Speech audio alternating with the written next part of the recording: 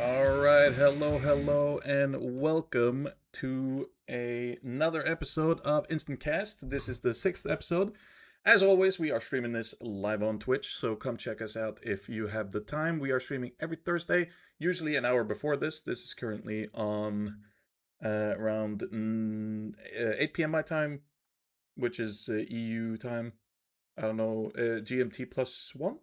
Because you're GMT, right? Yes. Yes, Yeah, your that's right. GMT. Yeah. All right, perfectus. Yeah. What have you been doing this last week, Judas?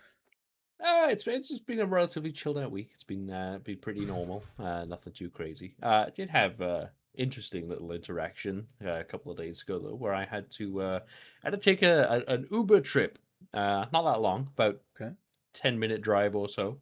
And Nicole, have you seen the show How I Met Your Mother? Oh, I have one of my Yeah, favorite shows of all time, actually. it's Love that show. perfect. Wait, So is Ranjit making an appearance? no, Okay, no. okay. No, Sorry. Yeah. not that car gag. Okay, There's okay. another car gag where All right. whenever they take a road trip, there is only one song they can listen to, Oh, right? okay, yeah. So in my Uber, I get picked up, and we're coming to about halfway through the song "Love Story" by Taylor Swift. Mm-hmm. And banger song, by the way. So it's playing, it's finishing. There we go.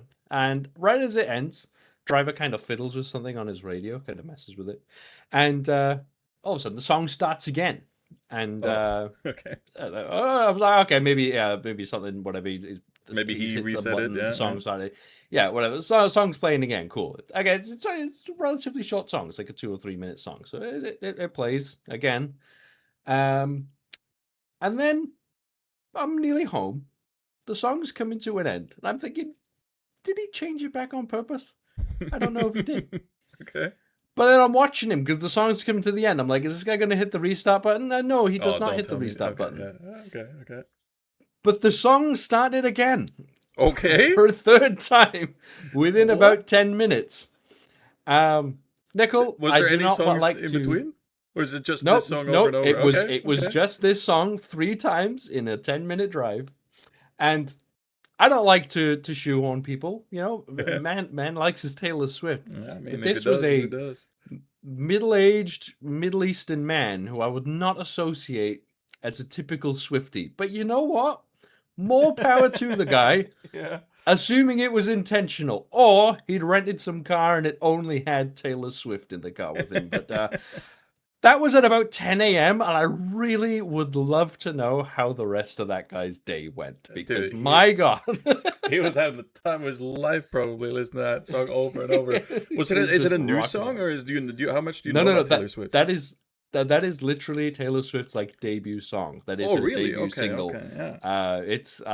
Again, it's a good song. By the third time, I was pretty sick of it. So like, oh, you didn't do you didn't start singing along, and then that's funny and enough. then It's the perfect song for that because the verses goes a bit quiet, and you be like, "Man, this song's pretty slow." Oh. And then it kicks in. You're like, Yeah. "Yeah, here we go. Marry me, Juliet." Boom, here we go. And then I will walk 500 miles.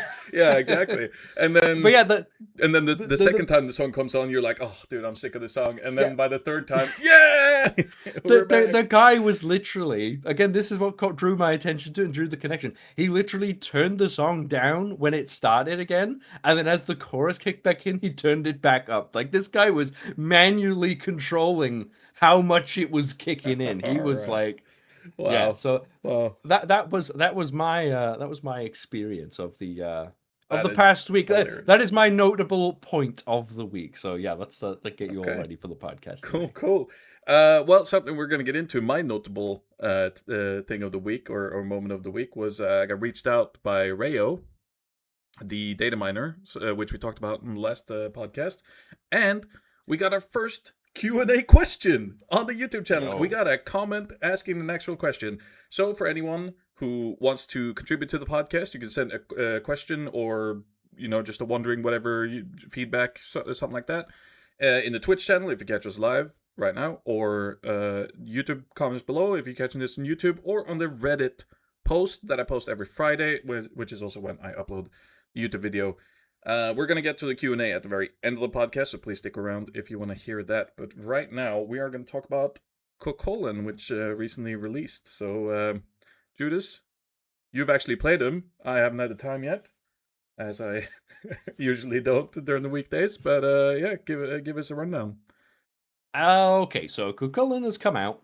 Obviously, this is aspect that we are going to talk Oh yeah, about right. Chulainn. Comes on Friday. Yep. Aspect, which I would assume is a jungle aspect, is what I'm thinking, but we don't really know. And let me tell you, people tried to play base Chulainn as some jungle yesterday too. So I had a nice big session of games yesterday, and I would say there was probably a Chulainn in all of them, if Okay, not yeah. on both teams for them. Oh, again, which you would expect. New God, even ignoring things like Race to Radiant and everything, you would expect to see Chulainn basically every game. Yeah. And the first thing I will say is I want to start on a very positive note for Chulainn. The god just seems to work, and Oh, okay, yeah. I know that's a low baseline, but this we know this time crunch and everything, and I do want to give praise and give credit where it's due. Chulainn has come in. I have not seen any like crazy glitches. I didn't witness anything that I'm like that doesn't quite seem right, apart from one thing which I'll get to in a moment. But it's been a pretty painless God release. I know there was an issue with the Xbox client, which actually was fixed by an Xbox update, which I think lends itself to not really being a high res issue. Yeah. Now, there were lots of complaints about that because obviously Xbox players couldn't take part in the race to Radiant right away, but so be it. I don't think it would be fair. It might be something to do with their end, but Xbox, like Microsoft, doesn't push out an update for Smite, right? If Smite didn't work, and they're like, "Oh, Microsoft, please, you have to change this file or whatever, and it'll fix Smite," they'll go, "Nah, not interested," right? Like Microsoft not lifting a finger for high res, right? Yeah. So I don't believe that was a high res fault. And again, yeah, the game is just pretty stable for the day. I didn't notice any poor servers. It was obviously not playing on patch day, but given that the Xbox players couldn't jump over until the Wednesday, it was just quite a painless day, to be honest. So I mean, I want to give thumbs up yeah. to the actual release of Chulainn this Okay, time. good. Yeah, I mean, this console thing is something that is probably going to come up on this podcast many times because for those who don't know, there's quite a lot of difference between releasing something on Steam or Epic, so for the main PC platforms, versus the consoles. Because for Xbox or PlayStation, right now there is like a big for the console fans. They want the text chat. It's a reason why a lot of people right now, if they have a computer, they're playing the game on PC with a controller because they obviously don't want to switch control scheme because they've played the game for 10 years maybe on controller. But Hi-Res can't add a text chat because they basically need to submit the text chat patch, and then Sony or Xbox need to approve it, and this can take months for them to improve. If you're going to add something like this that needs to be like highly censored or moderated in some way, Sony or Xbox or Microsoft, I guess, needs to take a look at it before, and so they basically have to stop all patching for like 2 months, or up to 2 months or something like this. So that's kind of why right now there's no text chat on the console version, and why maybe in the future we might see a big console like pause when it comes to patches. But yeah, Chulainn, one of my favorite characters, like I mentioned before. Did you? I was looking for something real quick, so I didn't hear if you mentioned his new 2. Did you talk about that? Not yet. No. Yeah. Okay. Okay. Good. Yes, that's the one thing I would like to talk about, which I see as kind of an issue, right? So we talked about this God release on the podcast last week, and it was everything that we and what we understood coming out of it. Right now, I didn't watch the Titan Talk directly showing the reveal, but again, we were both under the same same impression of this. So I mean, I did watch it, and I guess I got the wrong impression from this. That's what I'm saying, right? Before we go into it, what I got, okay, just to lay the groundwork here for everyone, and maybe other people were like me. When they revealed him, they said, "Hey, great new feature! Just like Bacchus can chug his wine, Chulainn can now use his 2, which decreases his rage, on level 0 like if you haven't leveled that ability. So you can level your 1 or 2, 3 and still have access to the level 2 ability. And the impression I got was, okay, well then he can't do damage because you can't give someone 2 damaging abilities in level 1 unless they're a stand switcher. And that's why stand switchers are strong in level 1. So it's probably just going to be depleting rage, and I believe in level 1 in Smite 1 it was and default colon version was 25 rage as soon as you press 2, and then as soon if you leveled it up it did more damage. I think was the only thing. Yeah. So my impression was it's just gonna remove that 25 rage so that you can still balance your rage at lower levels without having to spend a skill point into the second ability. And I'm pretty sure that's what they said on the Titan Talk as well. I mean, that it's the impression I got. I'm pretty sure, like, yeah, I swear I was looking at it and I was listening to everything they're saying. But that's not what happened, is it, Judith? No. So it turns out, level 0, you can, whatever the ability is called, I've forgotten off the top of my head, but you can let loose the rage, and it will Venting still do anger, the visual effect as vent anger. That's it. Perfect. Yeah. You're supposed to be able to vent the anger, again, like you said, to control your rage at that early stage in case you didn't want to transform. But it actually does do 7 damage per tick. And on the god like ability screen, like the if you to view the god and check the abilities, it even has 6 different damage numbers, because it has the level 0 damage amount and then every level up after that. Now, again, we were under the impression that it doesn't proc damage, right? It just vents the anger because that's what it's for. But no, you can now have your barbed spear, your at level 1, and the vent anger, right? Which, all right, this isn't like outrageously busted and craziness, right? Particularly at level 1, but this it very important. It will proc item effects as well. So this is a level 0 ability that will proc things like Bluestone, potentially Glad Shield and stuff, which just means you can not level the ability at all, and you get everything you could want from it, right? Yeah. Like normally you'd level it once in Smite 1, you had to invest a level into it, and then you have access to this. And it would then, of course, just be like you say, it would just be you'd use it for getting rid of the 25 rage or whatever. You didn't really care. Now you have that exact same usage of the ability, but without investing a point in it. So you are now potentially 1 ability point ahead of other cards. There have been instances in Smite, particularly Smite 1's history, where there were certain gods, or if you were playing a god in a certain way, you maybe wouldn't level an ability, right? So a classic one from Smite 1 is if you were to play Geb Jungle, you're probably not leveling the shield, right? It was Geb a thing Jungle, you could do. Right. It did decent damage, but it did decent damage because you're only leveling 2 abilities, right? And that was the choice you were making, to not have the shield. You would just go in with as much ability damage as you can. You can make that same choice now with Chulainn, with literally no drawback, because the difference between level 0 vent anger and level 1 is, would you guess it, Nickel, 3 damage. At level 0, vent anger does 7 damage. At level 1, it does 10 damage. Remove any less rage? Absolutely no difference as far as I can see. Okay. The only scaling is the damage, and it scales by the smallest amount. I would argue, in fact, I would argue, you put a point in your 1 before level, whatever it is, 15. No, it would probably be 13 or 14 where you have to. You're trolling. Like you're playing the god wrong. Yeah, if you put a you're level not into doing your vent anger, and you too. Exactly. You just level up the barbed spear and the salmon leap, and it won't make that much of a difference to your playstyle. Now, is Bacchus's 1 the as soon as you level the Bacchus 1, you get the protection buffs, because you don't have those in level 0. Do you get the protection buff in level 0? You don't get the healing, and I believe it also gives get the in-hand? No, I think the in-hand is also off of level 1 as well. I think it is literally just... So for a similar ability to the Chulainn 1, where you can, use it at level 0. Yep. Bacchus gives you none of the benefits, just the passive, meter. Just the passive meter control, Which, versus Chulainn's passive meter.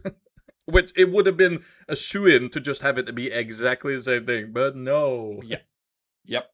Like say for Bacchus, you would almost every time I think you would level the first ability as probably level 3, unless Yep. you go for a particular playstyle. If you go for the aspect, you probably level the first ability right away, so you don't even get the benefit of that passivity control, and that's not a problem, right? It's not a problem to not gain an extra benefit. You just don't use that benefit. But it's just kind of nuts that they kind of a didn't show that effectively enough, but also I just don't think it should be that way. Like we were discussing the vent anger being, just level 0. It's just to vent the anger, and we were like, oh, this is good. Yeah. What a good choice. What a good idea. Good quality of And life now it's choice. like Yeah.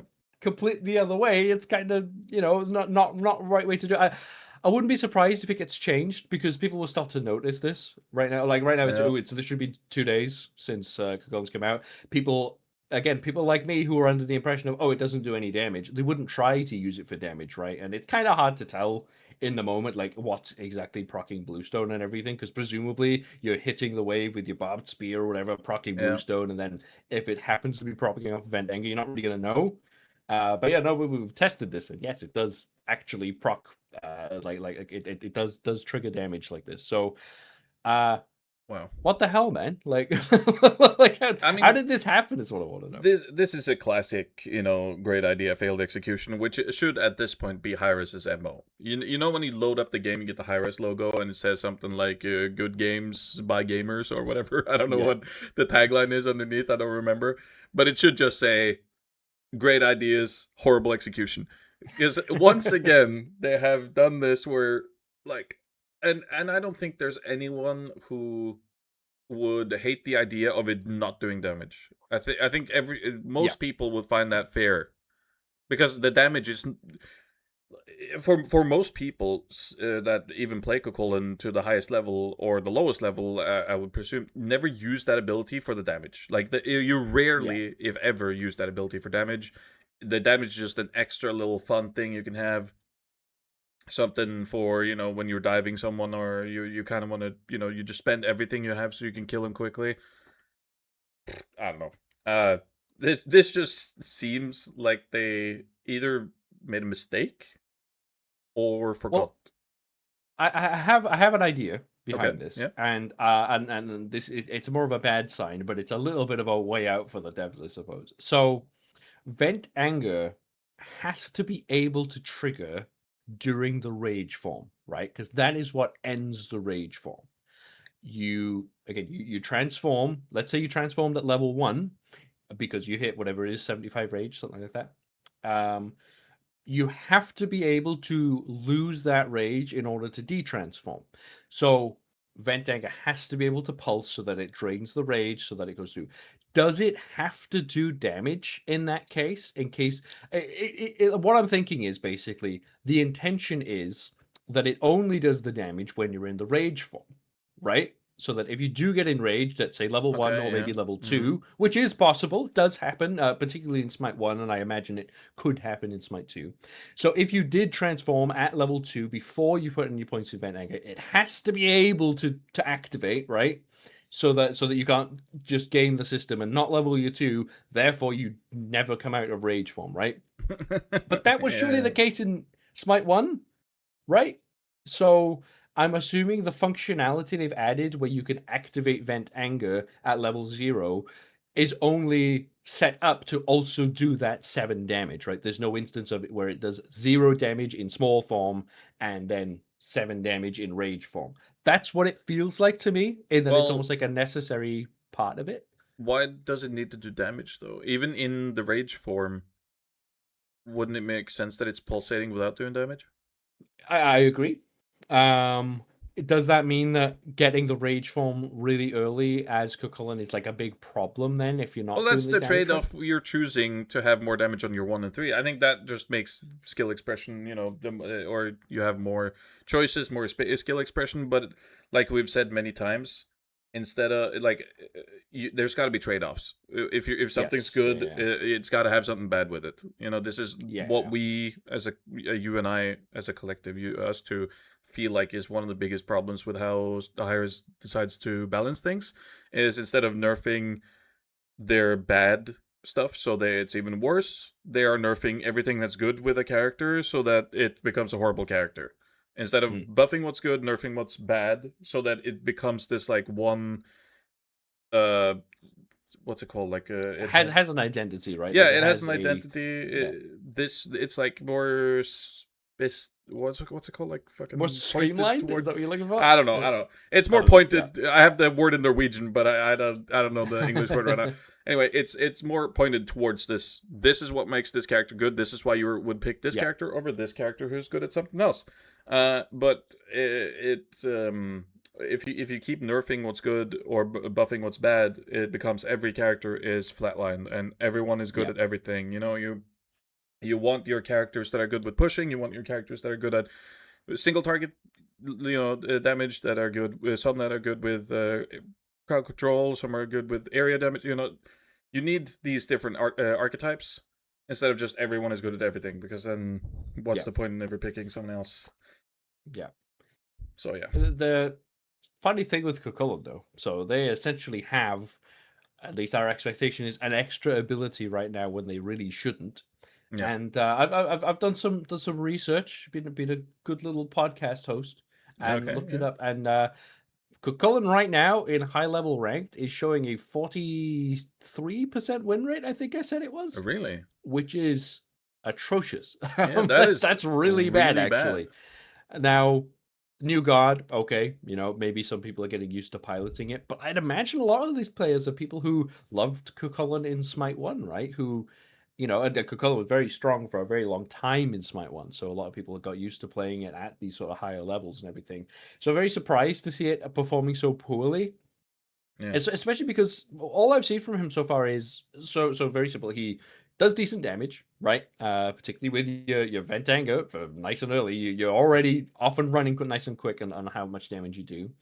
And I've seen a lot of people actually have a lot of success with because of the relatively low time to kill we've got right now. People are walking into lanes with the Cuchulainn base form ultimate and just comboing a mage ult off it, right? Like you can Yeah, get that yeah, yeah. knockup and then just follow up with a Scylla. Solo is Everyone's kind great for of this. dead. Yeah, Yeah, yeah. yeah, yeah.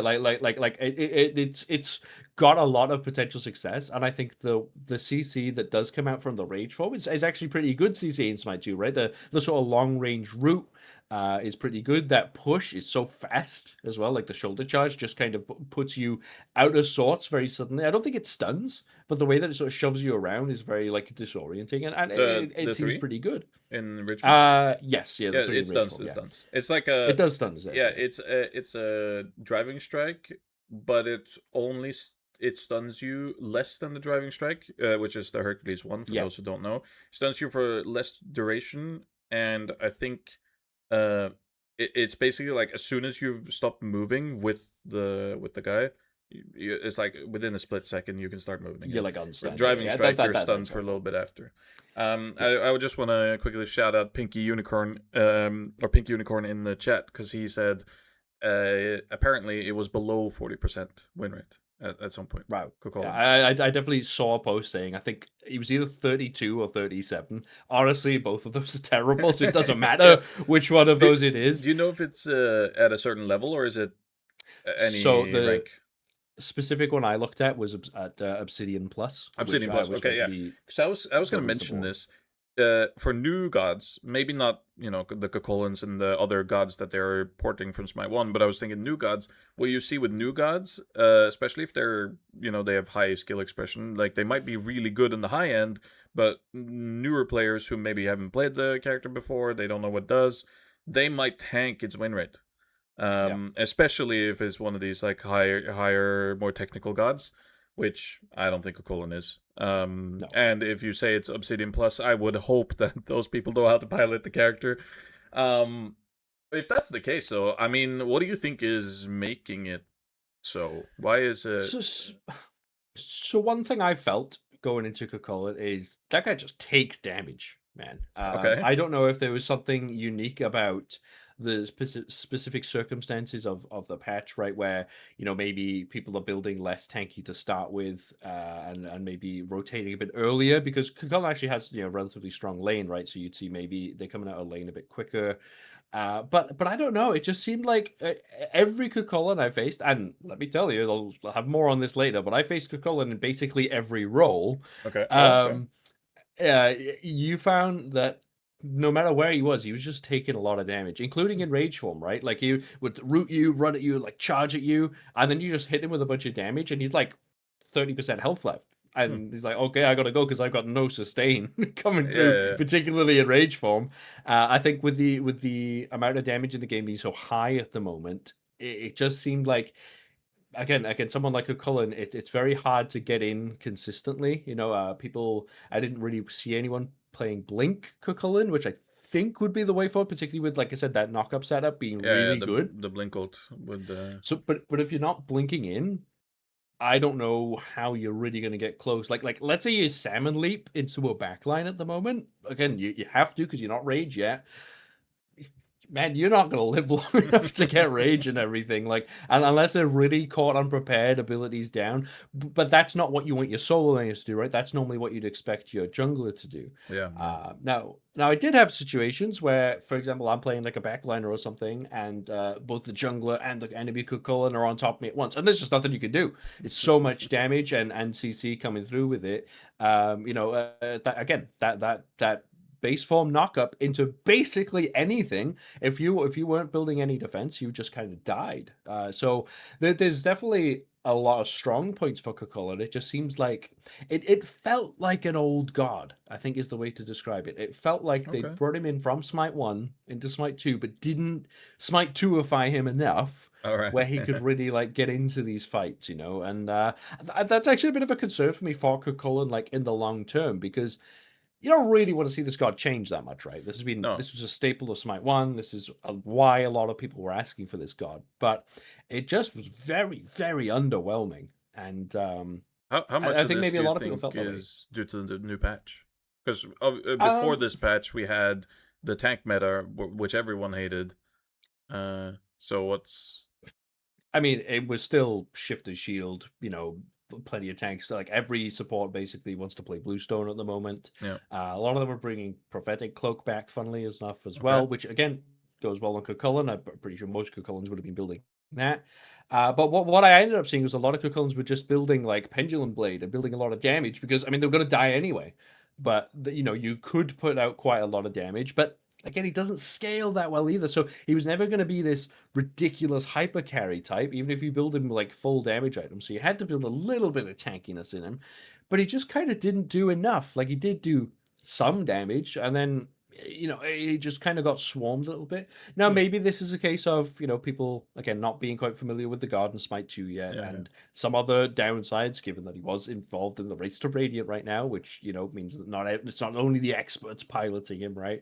But yeah, it didn't feel like ever a Cuchulainn really took over a game. I think I even played against one Cuchulainn who went like 15-1. I Oh. still wouldn't say he took over the game. I wouldn't say it was Okay. like, Really? oh, Cuchulainn won that game. It was no, it was just kind of, hey, it was Cuchulainn picking up the kills and stuff. So I don't know. Maybe someone else has had a different experience. But yeah, my experience is that Cuchulainn just kind of felt a bit flat. And yeah, maybe it's items, right? Maybe if you put Cuchulainn in the previous patch where it felt like the tank items were just really, really good, he would have been just right up there as well.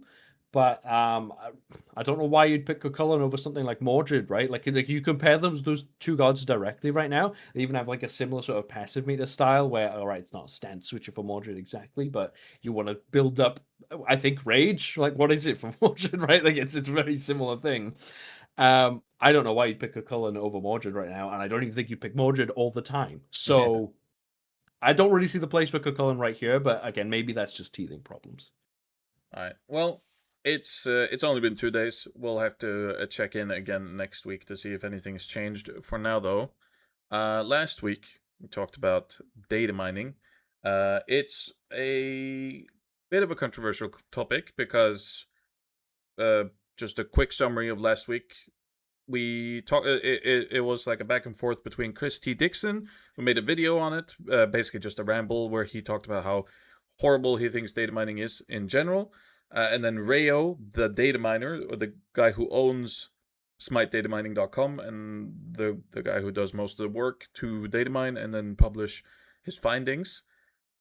they had like a little back and forth. Rayo has a history of being, I don't know if I would call it aggressive, but it's definitely controversial on Twitter. So he pisses off a lot of people, and then yeah, it just led to this like small little drama ball about data mining. Anyway, we talked about that last podcast, and Rayo reached out. He saw the podcast or listened to it at least, and then he felt like we got a few things, or we didn't have all the details for a few things. So he just reached out. He asked if we could do an interview. So I interviewed him, a written interview. It didn't. He's Spanish, so it was easier for him to write in English than it was to speak or to even have him on the podcast. If anyone would want to get interviewed on this podcast, if you're a prominent figure or you were in some drama or whatever, you can always reach out. We have a Discord. It's in the description of the YouTube channel, or it's on the screen a couple of times throughout the stream.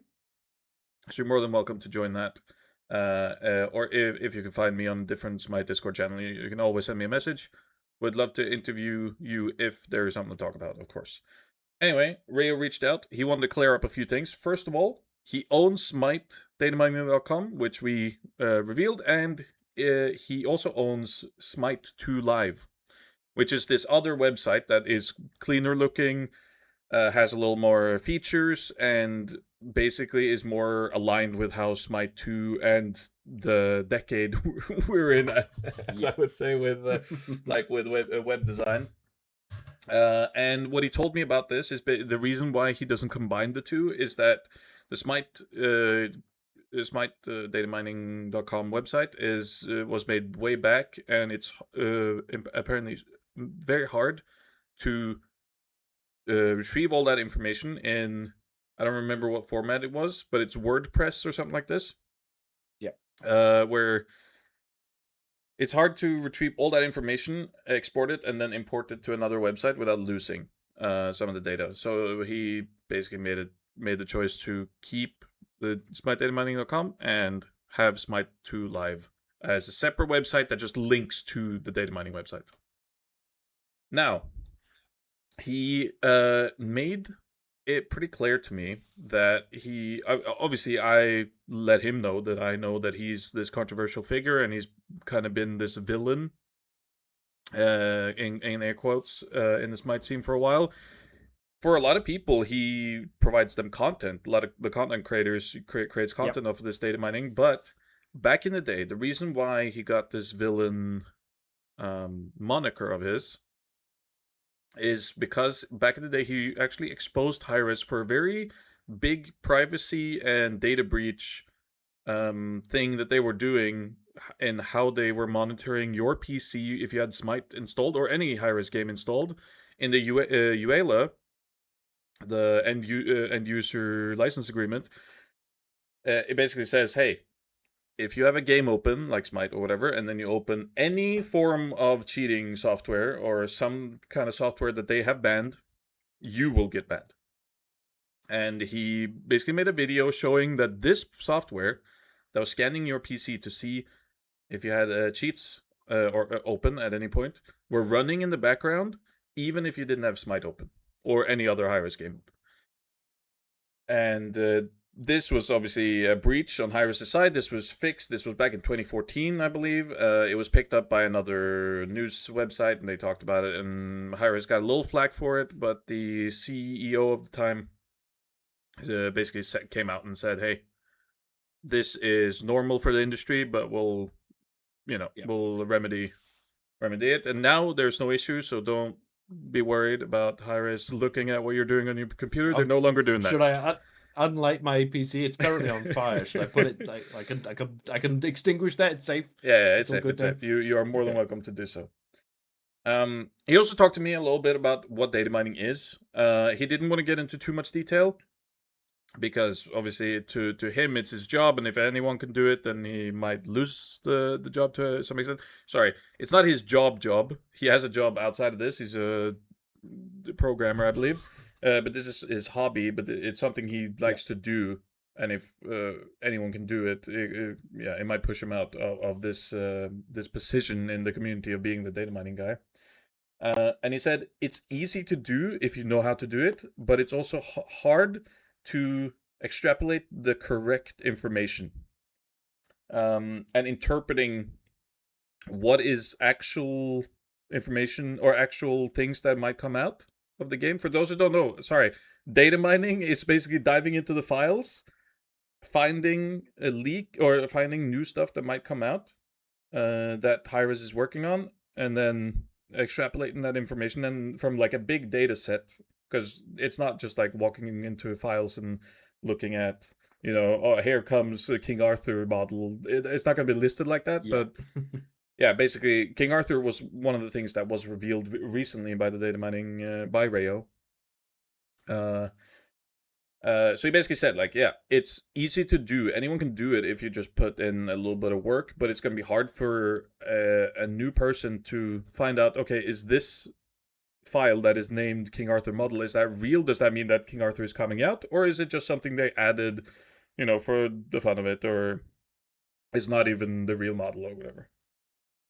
So he just said that is that's why he thinks the reason why he has to be this force of bad, I guess for Hi-Rez's side of things. Yes, The from reason Hi-Rez's why point of view, for sure.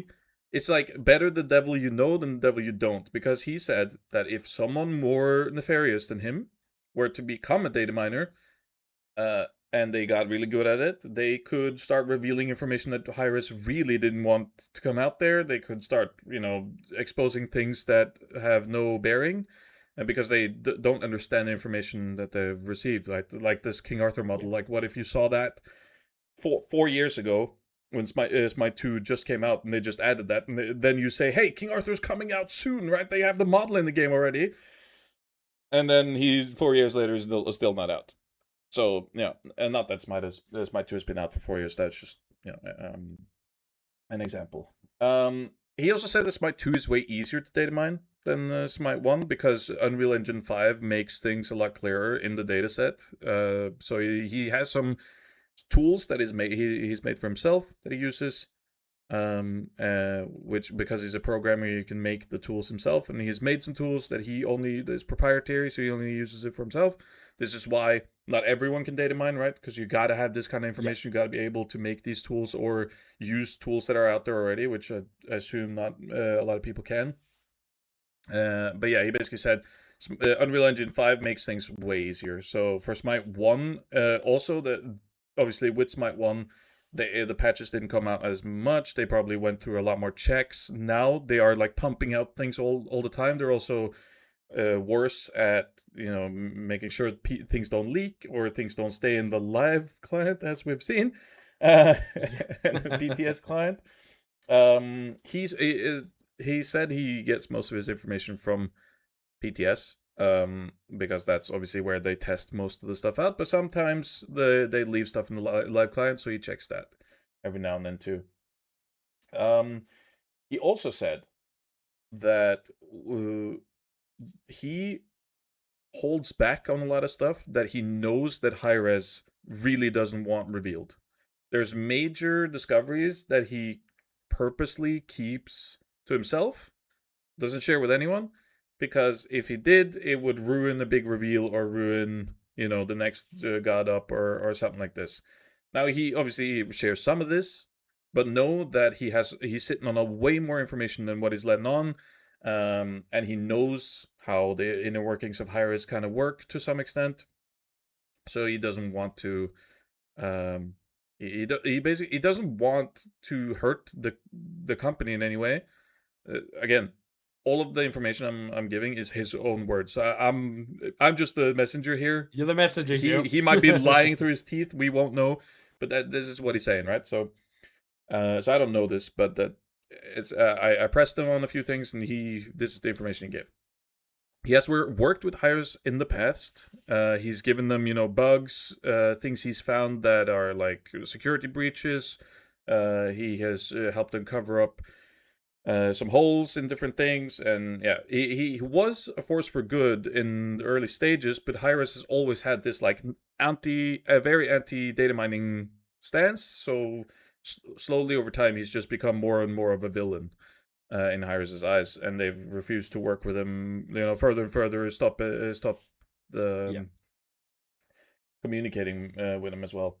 Um, he believes that data mining supports the community as in a wider sense, because it creates hype, it creates content for data for other content creators, and just for the most part lets the community know what kind of path Hi-Rez is on, so that we may voice our concerns or you know, happy opinions about what they're doing. I also touched on how much his website, um, how many, how much traffic he gets. He says there are around. He said there's around 30 to 50,000 monthly visitors on the website, which is pretty big, I would say. Yep. Obviously, sorry. Obviously, this is depends on what he puts out there. It really depends on what state of the game is, how much hype is around the game, whatever. But he gets a lot of visitors, but it doesn't generate a lot of money. He said this wouldn't be something he could live off of.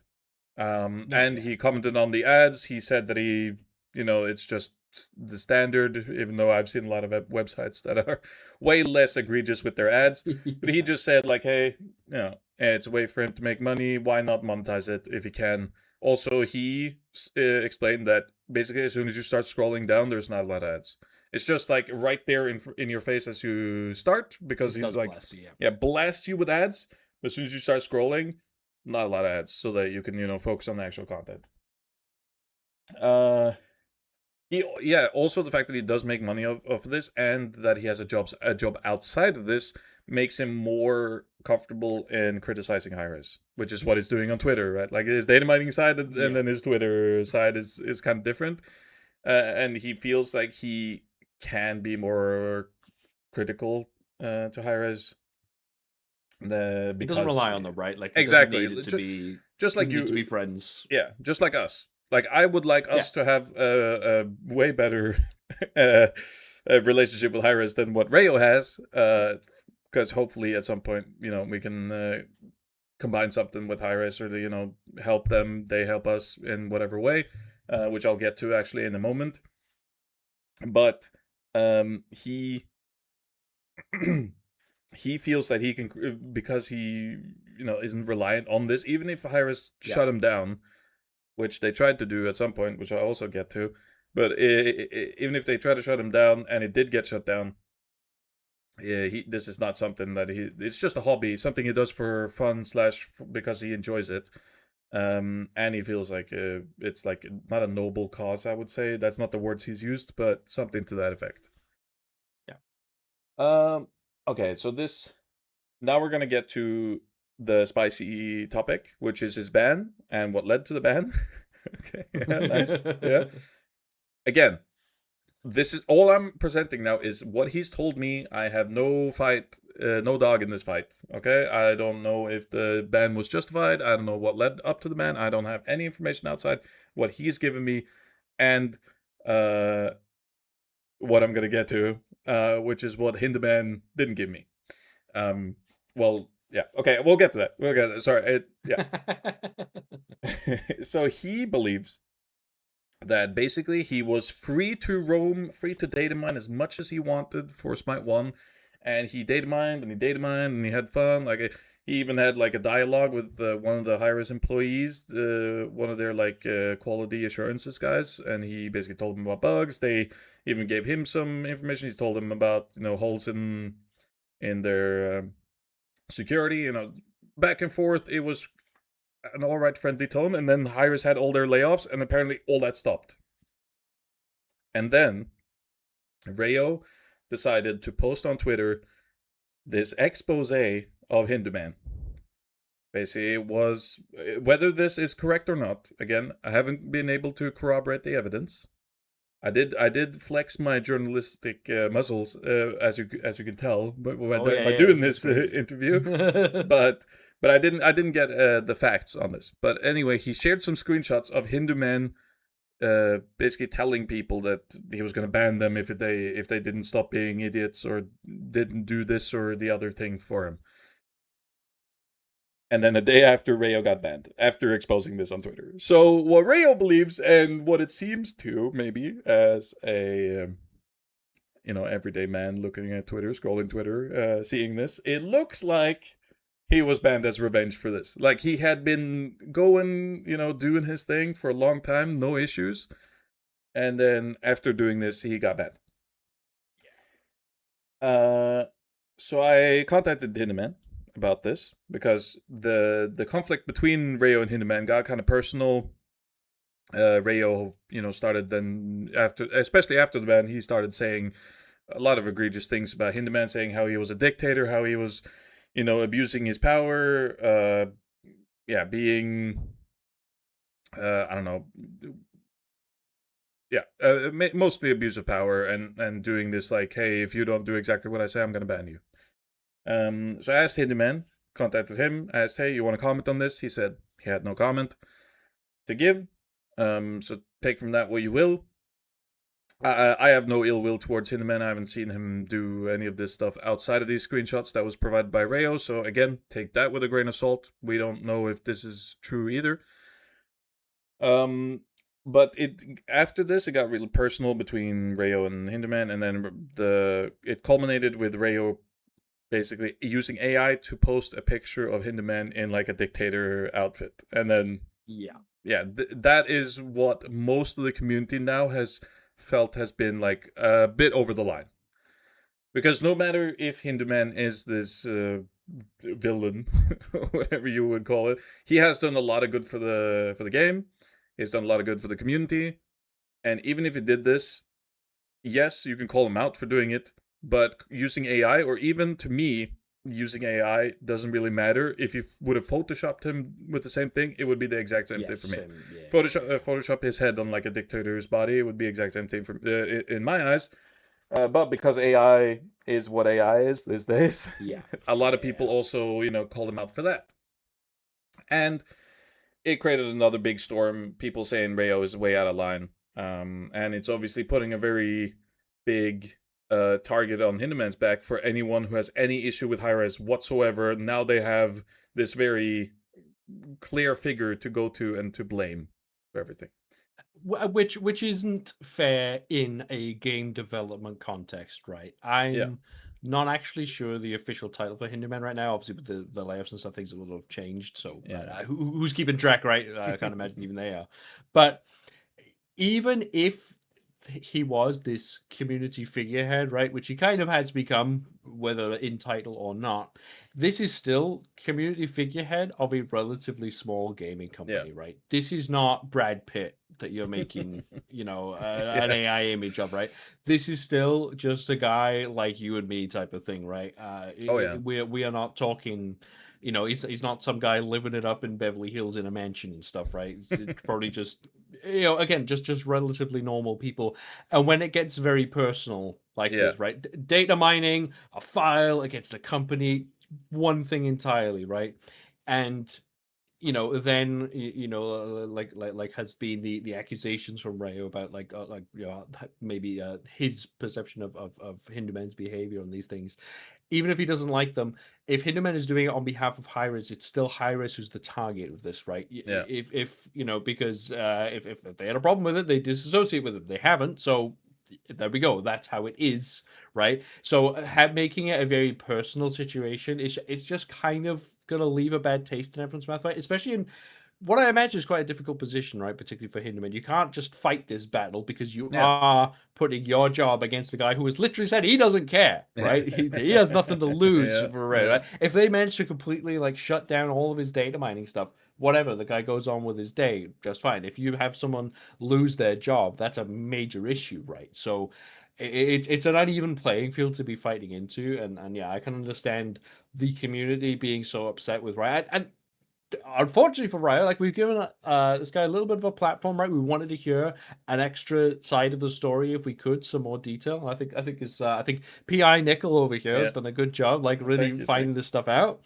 But he's unfortunately, no matter whether he said just spit the most facts you've ever heard in your life, this image that he's created is now going to be what everyone thinks of when they hear Yeah. this guy's name, right? And unfortunately, you've associated yourself with the guy who hates Hindu men Yeah. rather than You, all the rest of this you stuff. just took it too far, right? Like if for most people, maybe they even saw Rayo as this, guy, this white knight just trying to do good about the community, and as if he stayed off of Twitter, everyone would just be thinking, this guy, all he's doing is data mining. He's giving us the hype that we are longing for. Oh my god, my character is coming out to the game, and I found out through data mining. Thank fuck.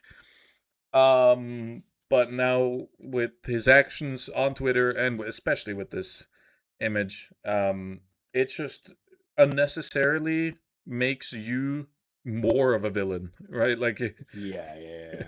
you, And like you say, this is if they banned the data mining guy for data mining, even if it's it says in the end user license agreement that you cannot data mine, I think a lot of people would be upset, be like, man, look, this guy's just data mining and all that. If you ban the guy who's making these images of people, well, yeah, fair enough.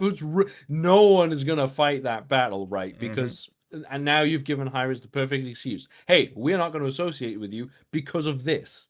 Not your data mining, not any of that stuff, and again, like you say, a lot of people would have fought for it. I honestly, I could see myself being upset if the data mining guy got banned just for data mining. Yeah, I wouldn't say that's very fair, yeah, especially when you don't see it in other game companies and stuff. So giving ammunition to the opposition is kind of what Rayo's done here, unfortunately, and yeah. it's a shame because again, I'd love to stand behind the freedom fighter data miner who just wants to get the facts out on the table.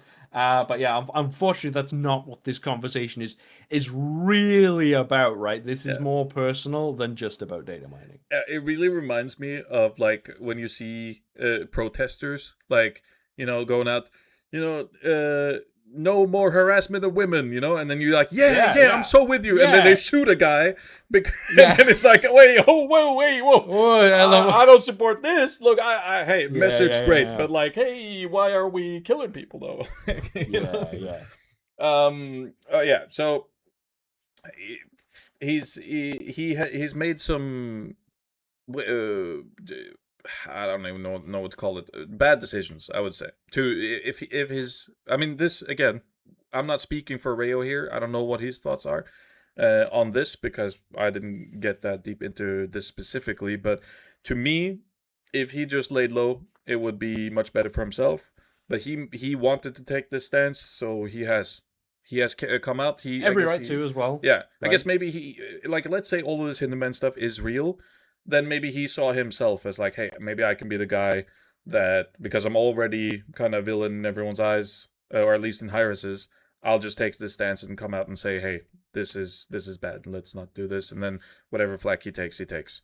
And then he apparently thought this Hinduman in dictator suit is funny, so he decided to post that, even though it was over the line. We did mention that Hi-Rez obviously very against this. He got multiple DMCA requests, or was it DMCA? It was multiple claims that or complaints that he needed to take it down. The Smite data mining website, and he received all of these. He didn't budge. And then as soon as he mentioned legal, or he contacted the Hi-Rez legal team, they stopped. So what that tells me is that Hi-Rez really, really doesn't like this, but they either don't have the funds to fight it, or they don't have a legal standing to fight it. Because Ray also mentioned there's data miners in all the big games, Overwatch, League of Legends, Counter-Strike, Dota 2. And these people, apparently, from what Rayo believes, is they are way more nefarious than what he is. And if there was these kind of people in Smite, then Hi-Rez would be completely fucked. Because they exploit security holes, and they actually try to fuck with the company. But again, Hi-Rez is a way smaller company. We can't really fault them, especially now that they're just pumping stuff out, right? We can't fault them for being a little hasty with things. So we are sympathetic to Hi-Rez. we already said our stance on data mining last episode, so go check that out if you want to know our stance on it. We discussed it in depth.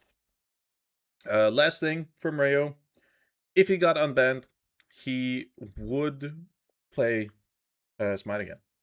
He did say this. He would also be open to what's it called? Work with Hi-Rez, partner up with them. If they said, "Hey," like if he said, "Hey, this is all the things I found. What can I release?" And they said, "Yo, we really don't want you to talk about King Arthur. Other than that, go ahead." He would respect that. Is what he said. So I think, obviously, now it's gone too far. I don't think so, there's no partnering up anymore. But before it got to this, I think it would have been a benefit for everyone if Hi-Rez stopped being so against it. Like, they could be against it, but they stopped actively trying to shut him down, and instead tried to partner up with him and say like, "Hey, this has been going on for 10 years. Smite 2 is way less rigorous, in the way we do things. So how about we try to control the narrative a little bit by, partnering up with this guy?" But that's not going to happen anymore because of everything we talked about. So, yeah. Anyway, that's pretty much what me and Rayo talked about. There's way more details. I didn't want to go through the whole interview, but I'm going to post it in the comments below. The whole written interview, you'll see exactly what I typed for my question and exactly what he answered. Again, Rayo is a Spanish speaker, so he might have some typos here and there. Please look past that and just look at what he's saying for what he's saying. All right. Enough. Yeah, that is some primary research, by the way, on episode 6 of a podcast. That is crazy stuff. Thank you. I'm by no means a journalist, by the way. I don't know any of the journalists pillars. I think they have 6 pillars of rules you have to follow, guidelines. I don't know any of them, so I might have broken all of them. I don't know anything. Those pillars are coming down, man. Yeah, I don't know anything about anything. The only one I know is protect your sources, but the only source I had this episode was Rayo, and he was the one that wanted to interview live. So there you go. I forgot to mention, I also reached out to a few more figures within the scene, one of them being Chris T. Dixon, the one who started this whole thing with his video. None of them had anything to add. They, for some, they didn't care about the situation, and for others, they didn't like Rayo. Was pretty much it. It's pretty much it. Yeah. Like I said, this is more personal than just data mining, which we kind of touched on last week, right? It felt a bit more personal, and I think now, having spoken to some of these people directly, that's kind of what it's come out as this is just kind of personal issues expressed via data mining drama. Mm-hmm. And yeah, it's not over by any means. This has had a big little blow up in the last week or two. It will come again. I think one key thing to take away that I noticed in the interview was so Rayo used another example, which I won't go into detail here because we don't have this evidence and research, and I don't want to discuss this topic without having enough facts.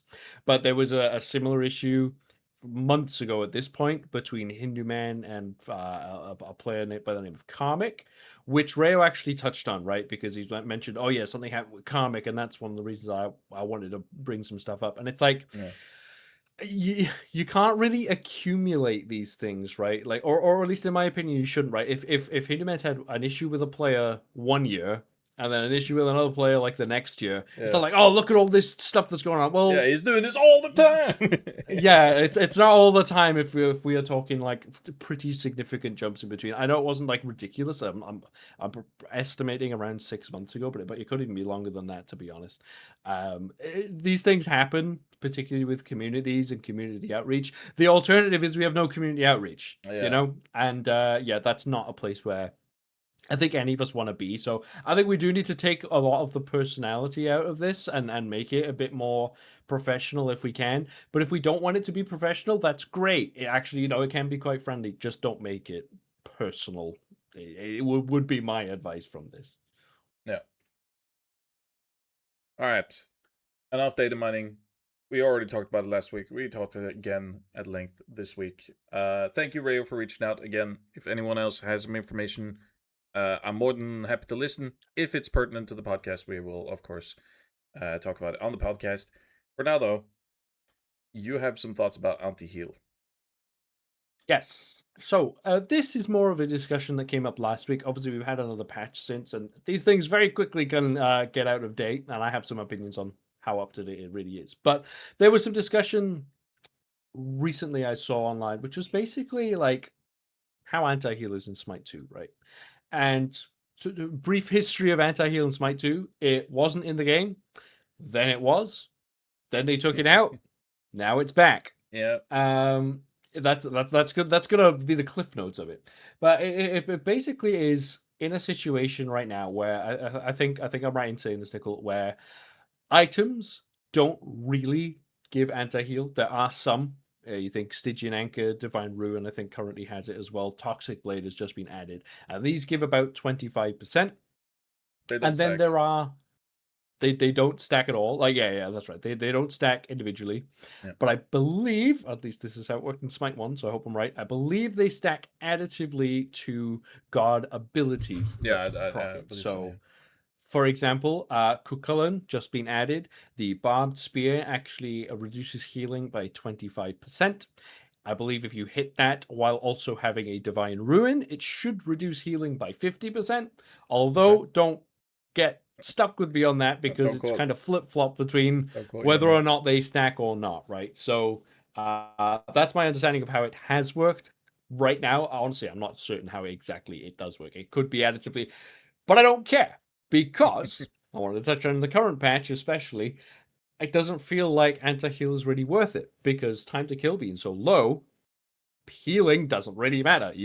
There's an Aphrodite, okay, you kill her, or she gets away. It's as simple as that. The healing isn't really so impactful.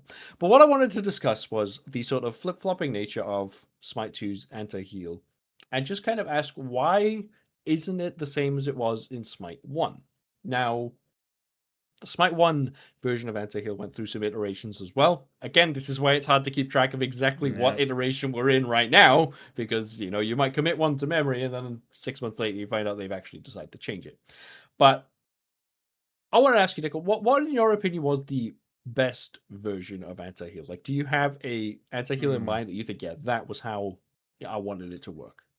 I think the iteration we had in Smite 1, where I think we had the aura anti-heal items that didn't stack. Yeah.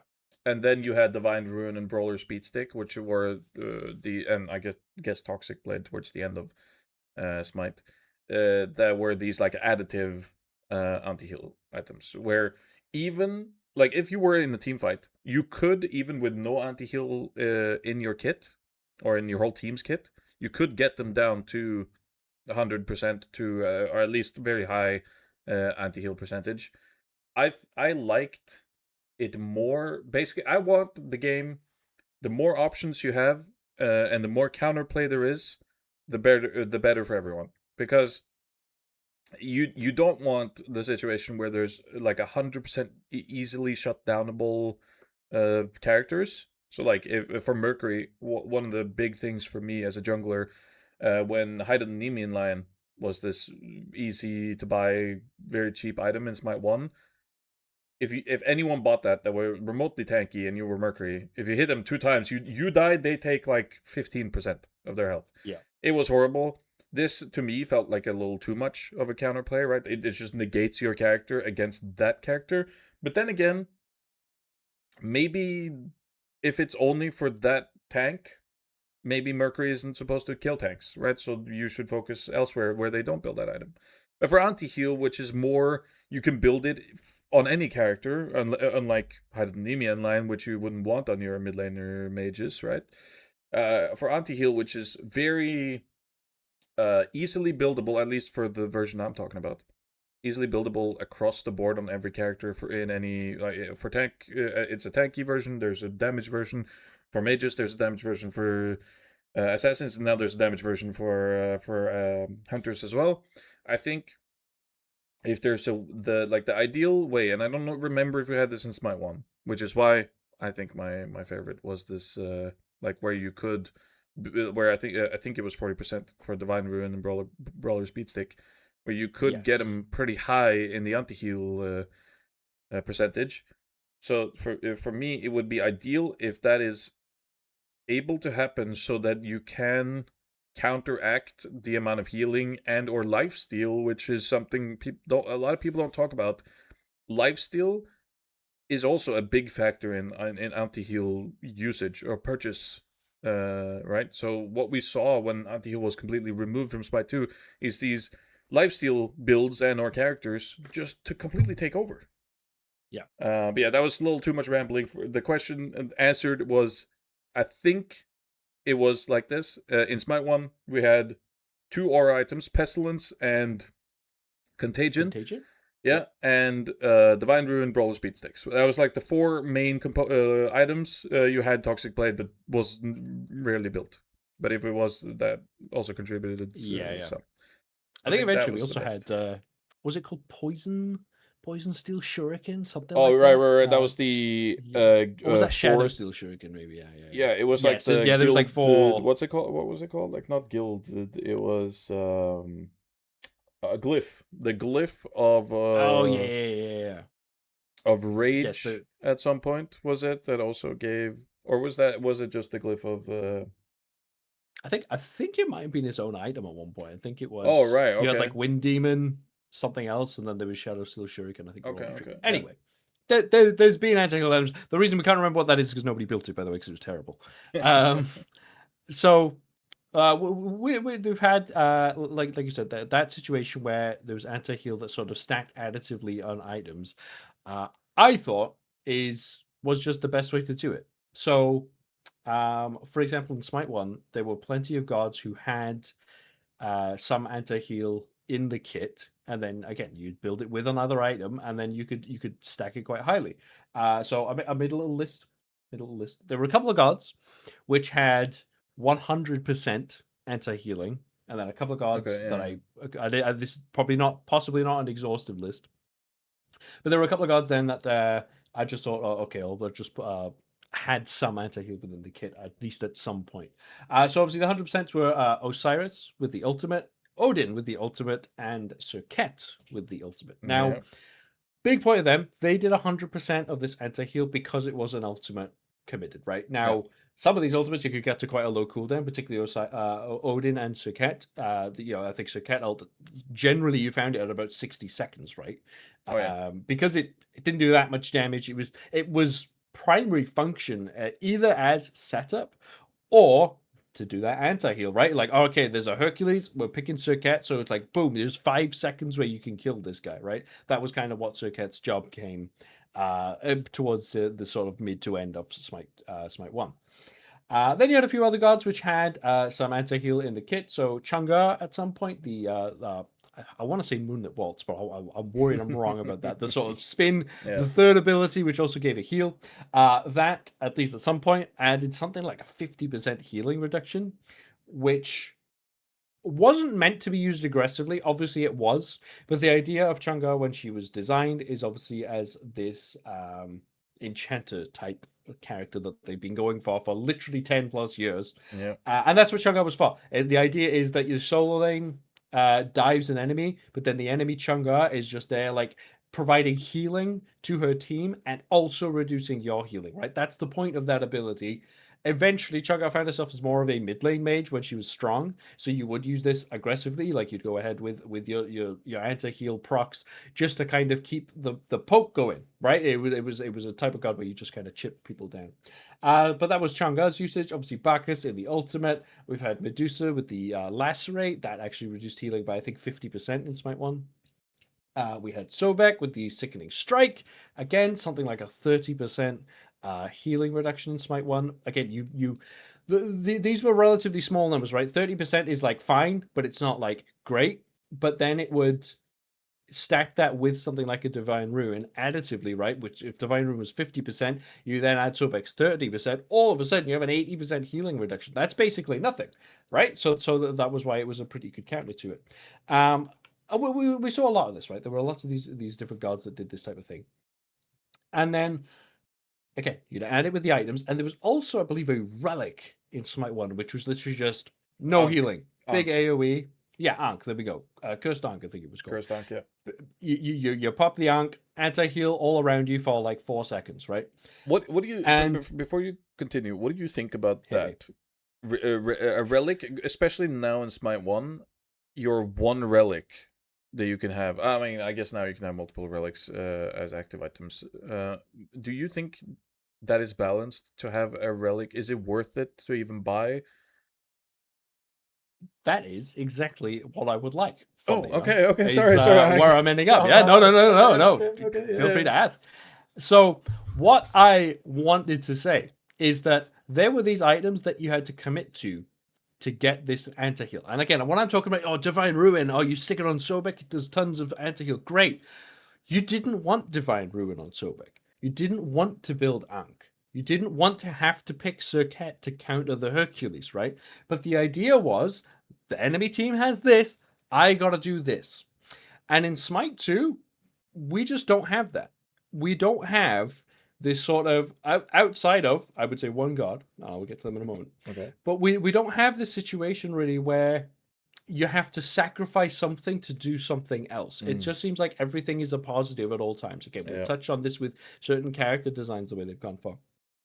But right now, let's say you're drafting competitive game. You've picked 4 gods on your side, and you have the last pick.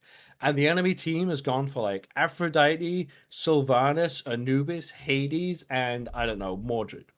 Right. There is one god you should pick here, and it's Odin. Right? Doesn't really matter what else you got in your team. You want Odin because then you can shut down a ton of healing, right? Yes, you have to be strategic in your placement, but that's your 100% healing god that you pick in that situation, and then that will shut down the enemy team. Hey, the enemy team has already banned Odin. In Smite 2, you have none of these options. There is no 100% healing shutdown, particularly for a group of people. I even just checked. Or Osiris? Osiris does not have 100% healing reduction anymore. Okay. They have taken that away from the god. You do still have, like I said, 25% on Chulainn, 25% on Sobek. Now that I'm thinking about it as well, I'm actually not sure these do stack additively with abilities, with items in the game right now. So you can't even build an Ankh. There is like a Stygian Anchor, I think it's called, in Smite 2, which has, I think, 30% on it. Again, I'm not certain on the numbers, but that's what rings a bell to me. That's just not going to be enough if the healing is going to be a problem. So what has to be done is the healing has to not be that good, which is where we're at right now. I think in this current patch, healing is just kind of whatever. You just die so fast, it doesn't matter. So then why are we taking out, okay, so healing basically irrelevant, therefore anti-heal basically irrelevant. We just put Toxic Blade in the game with the key things that it has anti-heal on it. People are building it, they don't care about the anti-heal that it implies, right? It doesn't really matter because healing's just not really in a state where you're worried about it. I would rather, like I said, how we've had in Smite 1, items that are totally useless unless they counter the other team directly. I don't know why that's a problem. Very often players have had a problem with this, right? I remember in the past with Ankh, it had another name before. It's called like Ghastly Whale or something. That's a cleaner ability, but it was something like that. It had something Whisper, no? Or am I wrong? Whisper doesn't ring a bell to, but it basically shot at this white cloud. It's before it was Ankh. It was the same thing as Ankh, but it had some other name. I remember that had. This was during the time of like upgradable relics, right? And they had to add something like a 25% increased damage to that boost. Creeping Curse, yes, that's the one. Yeah, I think Weakening Curse was Weakening Curse was the. Yes, that's right. You had Weeping Curse. No, creeping curse, creepier curse, and then weakening curse was right. That was the very early days. Oh, so this wasn't the yeah. So one of the ones I'm thinking of is when you could choose. There were like 2, so that you could like there was like a skill tree for the active items. Like you'd like upgrade them and then pick left side or right side if you remember that time in Smite 1. What a time to be alive. But yeah, basically you had horrific emblem. Is that the one? These curses. Horrific Emblem got combined into this curse, right? So you Right. had a choice of uh Creeping Curse, I think it was called, which was basically anti-heal in an AoE, or you also then have the choice of Enfeebling Curse, which was attack speed debuff Mm. in an AoE, similar to how we've seen Pharaoh's Curse, I think it's called now in Smite 2. That was, in my opinion, exactly where we should be. I think you have an anti-heal item that just does anti-heal. And in a big AoE, 100%, and make it bad. Make it suck unless you're doing this perfectly timed anti-heal. Because then it's this sort of thing we've been talking about before. You have the play and you have the counter play, right? You can either just choose to ignore and just try to fight through this curse, or you can hold back. All right, they've cursed us. Let's back up, retreat. Curse is done. We're going in. And now we've got our healing to sort of back us up through it, right? Because think of it this way, right? Healing has to happen not at the start of a fight, right? The healing happens in the middle of a fight. If you just engage on a fight and immediately pop that curse, it doesn't work that way. You have to wait. You have to wait to the ideal moment in the fight to actually choose when to do it, what targets to make sure you're catching that. There's so much thought process going into this, and people don't seem to want it. They seem more Yeah. happy to have Divine Ruin be a solid enough item that you just build it anyway, I mean, right? So do that if people you not want it, were or is it healing, Hyras who don't want it in the game?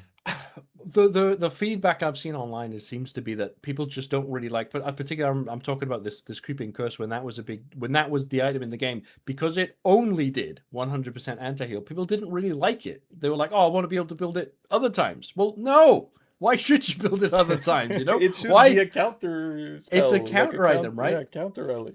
Similar to how we have items in the game right now that sort of do this thing. You think like erosion, right?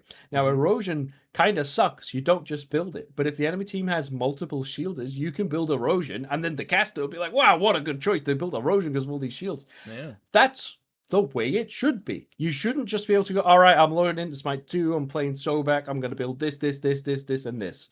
It's not how it should be ever. It's comfortable to play that way, right? Like people like, particularly in a casual sense, you load up your one arena of the week. You just want to build Xbalanque the way you built him last week. Fair Yeah. enough, right? If you want to play that way, that's fine though. So you can still do that. You can still do that. But if you want to make conscious choices about your builds, about your team composition, everything, we need to have these extremes. Like I said, if you're building, if you have a healing comp that you want to play, all you got to do is ban Odin in like a competitive Hmm. setting right now, and your healing comp cannot be fully counted. Healing comp sucks now because damage, like I said Yeah. earlier. What But would you you call a just healing comp right now? yeah, like that's what's made. You wouldn't be able to build one that is like functioning right now. But you should be able to. You should be able to build the healing comp, and the enemy team should have to knowledge check, know how to build the anti-heal against it. And that should be how this game is played because it is meant to be a high-level game. I Yeah. know there's been talk. This is where the sort of anti-heal removal came in Smite 2, where basically they said, "Hey, we don't like the idea that new players come in, have no idea what anti-heal is, and then get crushed by like a healing thing." Make a tutorial then. Give us a tutorial that tells us this stuff. It's Yeah. like I don't think dumbing down the game for the new players is the way forward when this is meant to be a high level game. The high level players will play it, will enjoy it, no matter how much it looks so real as if I'm part of that group. No, I'm just one of the people who play a lot. Um, but like the high level players and the people who've been playing for a long time, they will play no matter what the state of the game is, right? Even if it's a tank meta, if it's just a pure damage meta, people will Yeah. play. And I think they're almost taking advantage of that to make this sort of anti-heal option like not really work, right? It just hasn't felt good at any point in Smite 2, and I think they could really do with changing it up. Honestly, going back to the sort of additive numbers, make Divine Ruin suck. Just make it so I don't Yeah. want this item Unless, unless yeah. I'm directly countering someone, right? That's how it should be. We have space for items. We have 6 items in the builds now. You can't be like, "Oh man, but I've got to build this, I've got to build that." You don't have to. But you Yeah. can, right? You can just build more damage if you just want to power through it. It's nice to have the choice. Right now, I feel like we don't have the choice. And this is a little bit ranty because it kind of has to be. Someone has to listen. Like, hey, why can't we make it a choice based game where you make decisions, you make build choices and item choices and composition choices based on the mechanics in the game, rather than just say, "Oh, whatever, it's out of the game." Yeah, and Because we keep doing this. yeah, it's the same as when they're nerfing or buffing characters, right? Like, why are we giving Divine Ruin penetration and a lot of damage and or intelligence and health and mana, and you're like, can't it just be this is the item you build when you need anti-heal? Why does it have to be Yep. also the item that is best at everything else? Like, Yeah, why yeah. why can't we just have it feels like they're so afraid to just leave an item to be only a counter item. They don't want counter items in the game. They want good items that like passively counters. It's not an active counter, it's Yeah. a passive counter. So it's like, do I build Breastplate of Valor or Hide of the Nemean Lion? They have the exact same stats, but the passives are different. Like that's how I feel like Hi-Rez is currently trying to balance the game, and I don't like that. Like, I want. Sorry, go ahead. Especially when we have like, so item I hate. I think you hate it as well. You got Learning Bow in the game, right? I hate that item so much. Hate that item because you just use it on cooldown. I got Learning Bow. I'm going to shoot my enemy with it. What if Learning Bow did like 30% healing reduction per arrow you hit, right? All of a sudden, you have a choice. It does reduce damage, right? Take the damage away from it. Just make it right. Okay, now you don't have to take all the damage away from it, but now it has a choice to be made. Now it's all right. I'm activating my anti-heal. This signals to the opponent, oh, he's just activated his anti-heal on me. Am I in trouble? Can I stand and fight? Do I retreat? Do I just, let's say they're playing Anhur, do I just try to CC chain them to death before this anti-heal? Choices to be made, man. There is no way that is worse than what we currently have. Why is just Learning Bow doing 300 damage better than it being any kind of choice? I don't even think that item's very good right now. Still hate it, right? That doesn't matter. Why is this item like proc items and crit? I think why does it do so much damage when it could do something more interesting? There's tons of other items. You think Dagger of Frenzy is similar to this. We've seen items like Dwarven Plate and Helm of Radiance just have these effects that kind of just increase damage or increase protections. What if they did things like anti-heal? Make it more interesting, basically. It's kind of where I want. It doesn't have to be anti-heal. We talked about how you could reduce other effects, even just reducing attack speed, reduce someone's echo. Why don't you have an AoE crit chance reduction? Like how Spectral Armor does it. Can there be something else that does a similar thing? Maybe helps mages out, right? We have the potential in the new game to do this stuff. I just hope it's coming. They had this like fun idea, and you could see it that they were kind of leaning towards more fun items towards the end of. I mean, not at the end even. It was like towards the middle of Smite 1 or middle end, where they added Fail Not and Erendite and these like items where like Fail Not. The funniest thing of all time is being a Geb. Your ADC hits a crit with Fail Not, and then you start critting for 12 damage with your basic attacks. It's just like a fun extra thing, and it's there, and it's fun to play off of.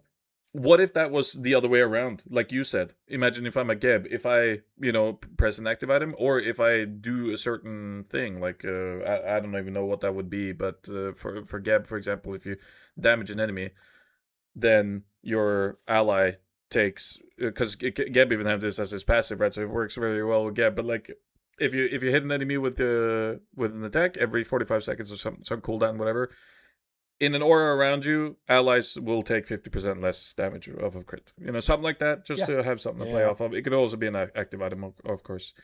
But yeah, I don't understand why. I mean, they might have either not thought about this, they thought it might be too complicated to balance, or this is something we also have to keep in mind, and it's something everyone should keep in mind whenever they have this kind of discussion, and that is that Smite is a way more casual focused game than any other MOBA or most other competitive games that are popular. And they clearly have this idea of, if we keep the casual player base feeling powerful and feeling like they're having fun, and don't have the game be too complicated, which they have made so many changes to dumb the game down. I'm thinking Fenrir runes when they changed that. I'm thinking Susano 1 when they changed the way you had to AA cancel. Attack. Like they're clearly making changes to make the game easier to understand or better for casual players, which might just be their focus. So, yes, we can have this discussion, for hours, telling them everything that they're doing wrong in our eyes. Obviously, it might not be everyone's opinion, but it's ours. But they might just not be focused on that. They might just have a different opinion. They see a lot more stats than we do. They might even, feel like monetarily they need the casual players to keep buying skins. So we can make the game too complicated because they'll just leave.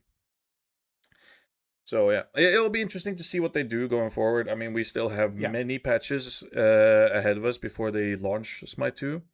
There is let's touch on this just a tiny bit. Don't go on a mad ramble here, Judas. Just like I'm ready to smell to. it. I want to. What do you how many patches do you think until Smite 2 is fully released, like 1.0? Do you think it's gonna happen 2027 January? Because they usually do it in January, right? They might not, they might just feel like, hey, it's ready, let's just fucking release it in the summer, even when the numbers are kind of low at a standard during the summer.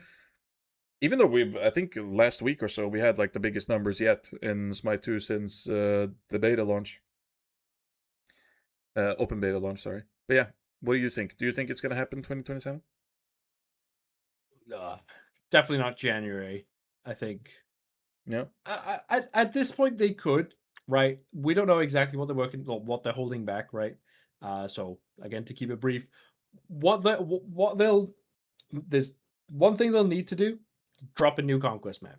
Oh, They could please. New conquest map, brand new Smite 2 God, and The then you Joust can map is release so Smite nice. 1.0. Oh, the Joust map is Yeah. so good looking. I just want the same for Conquest, because we've had this fucking same thing now for a year, and it's depressing to look at. I looked at a recording from a scrim I had in like season 10 in Smite 1, and just the beautifulness of the map, even though the graphics are way worse. It's just like the art style, the just the textures, everything around it, and the compactness of like even the jungle. You just felt it was shadows. You felt it was so like tight corners. Oh man, it's bringing me back.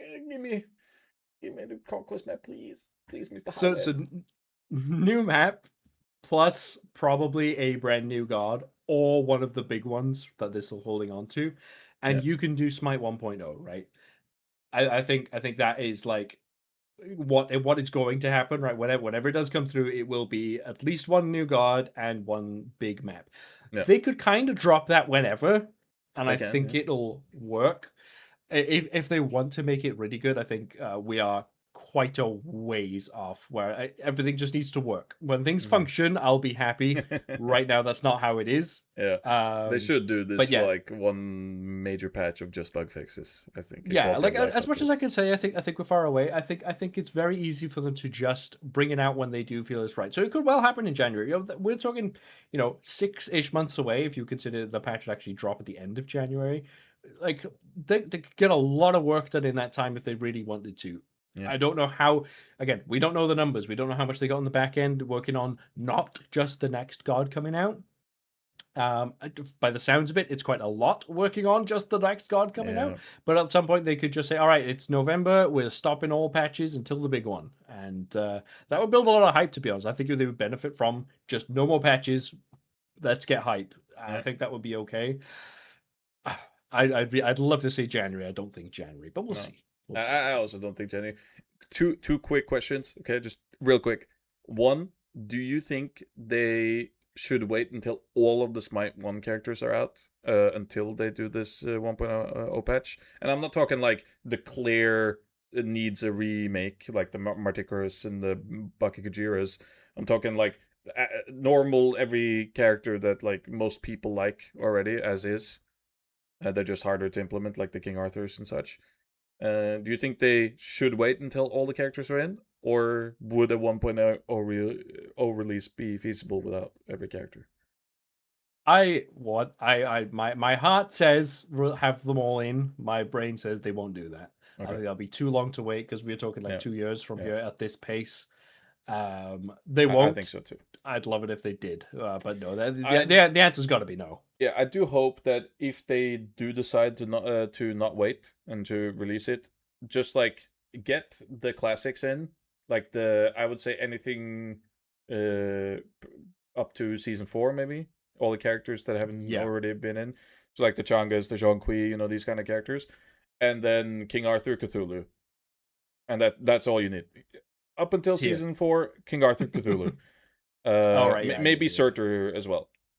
Because those were like the big releases. I believe Surtur was like not nowhere close King Arthur and Cthulhu. Especially Cthulhu was like the biggest release ever.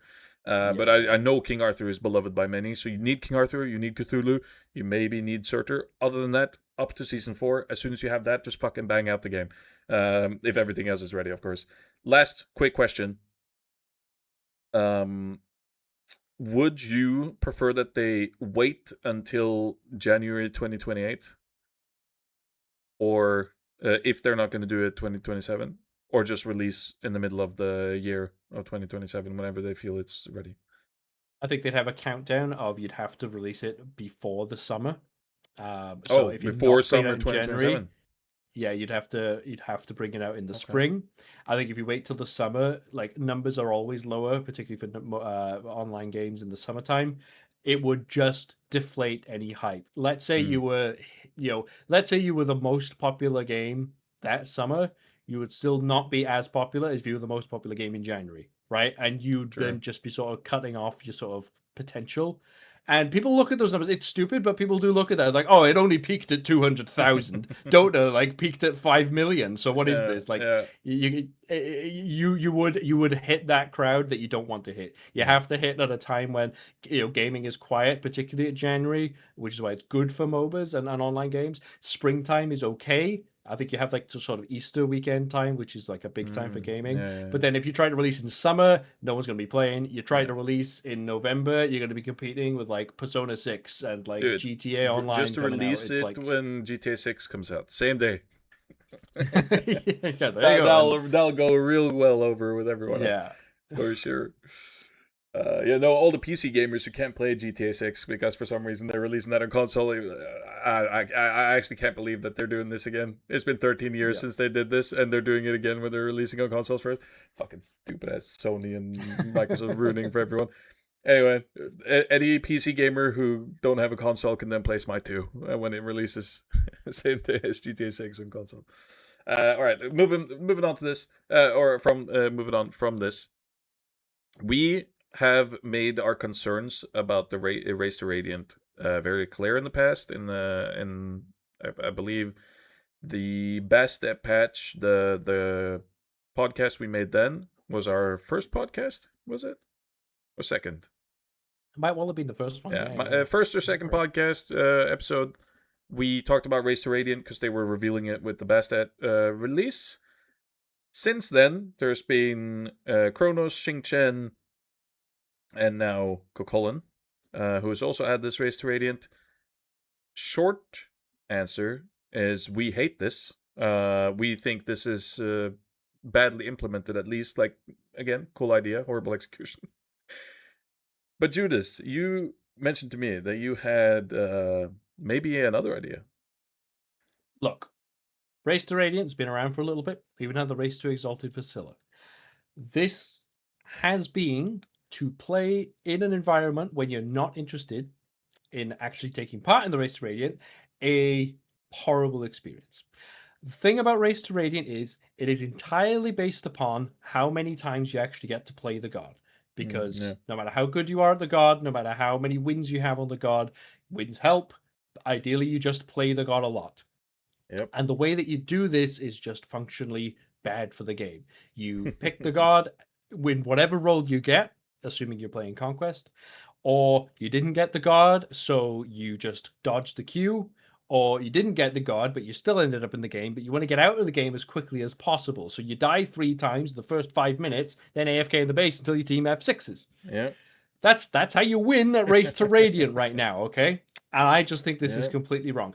As much as that's not how it's supposed to work, right? By design, you're supposed to just, oh yeah, if you play the god and you win, you get worshippers, you get boosters, right? It's also how it's meant to be done. Doesn't work that way, right? It function in actual practice. This is not how it's going.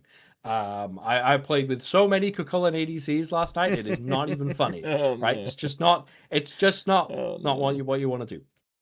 So look, I'm not here to just criticize. I'm here to give some ideas as well. I had huge light bulb moment a couple of days ago, right?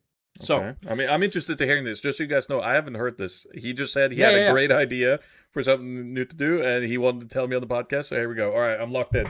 Let me know. All right. Instead of racing to Radiant and just trying to play the god as many times as you can, we now have the capability in Smite 2, or at least openly, we always had this, but we now have the ability to track very specific niche trackers on individual gods. Why isn't race to whatever you want to call it for Cucullin something like how many times can you transform in one game? How many times can you knock up more than 2 enemies in one game?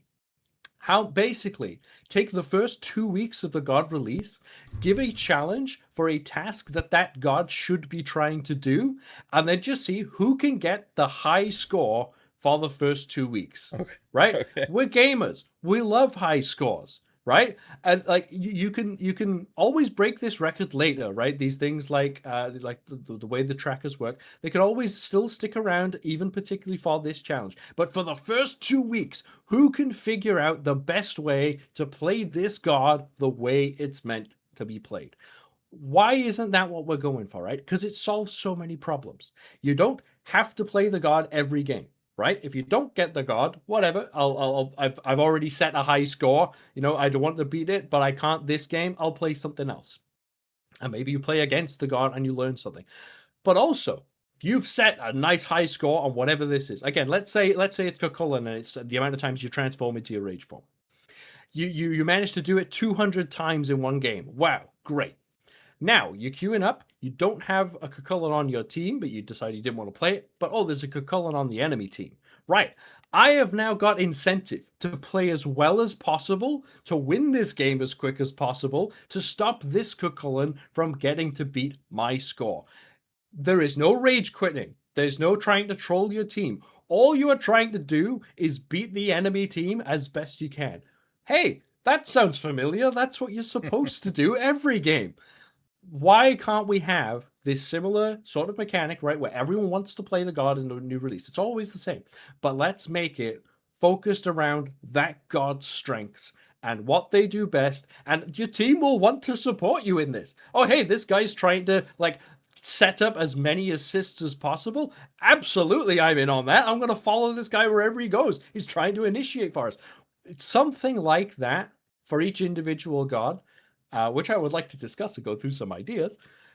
Why can't that be what it is, right? It just makes so much more sense for a competitive game like this. All right. Nah, Judas. I'm glad you didn't tell me about this before we started the podcast. But so you guys know, in this podcast, we're real. You know, Judas and I, we're good friends. But I'm gonna say it how it is. This sounds fucking stupid. Okay, I'm sorry, but No. this this to me opens up way more ways to troll and fuck with teammates. Okay, I've thought this. Hit me. Okay, yeah. First of all, Picky Unicorn again. Shout out to him in the chat. He said another application for this would be, for example, Chronos 1, which already is a part of Chronos' kit and is passive, right? So how many times can you hit his 1 during the during the game, bro? If I'm this, we already went through this with I think maybe it was Chronos, where if I'm trying to get to Radiant, Yes. I have a Chronos on my team who managed to pick him before me. I would never help this Chronos in my life, right? Like, or if I'm playing against the Chronos, I would in your scenario, I would fuck with him as much as possible. But if no one else wants to become the greatest Chronos of all time, and I have and I am the Chronos, or I have a Chronos in my team. What is stopping that Chronos from doing nothing that game except just pressing one and then running away until his cooldown is back up, and then going back in, pressing one, and then running away, and building like a fucking idiot to get as much cooldown just so he can spam ones and then not be useful at all? What is stopping the Cocolan from only split pushing, never going with his team just to build up rage, get rage, and then immediately go back down to normal Cocolan and just do that over and over again? Like, unless you find the perfect things that is untrollable, which I don't think exists on these characters to get these high. Okay, well, I'm more than happy to hear your counter argument to this. To me, it just opens the door to, because for Race to Radiant, at least while you're in the game, nothing matters except how long the game lasts. So yes, you can still troll in a way where if you're against a guy who's playing the character you want to play, you can just surrender quickly so he gets less mastery points. And if you are the Chronos, as an example, you can just prolong the game on purpose. But for this, if it was like, how many times can I knock someone up and then down with Xing Chen? I just feel like that Xing Chen is not going to be on the map unless his 2 is up. He's just not going to pay it. He's not going to be in the game. You don't expect any CC from me. I'm not going to ult ever. I am pressing 2 and then I'm running away and then I'm coming back and pressing 2 again. That's all I'm doing the whole game. All right, let me hear some counterpoints. There are obviously going to be ways to abuse anything, right?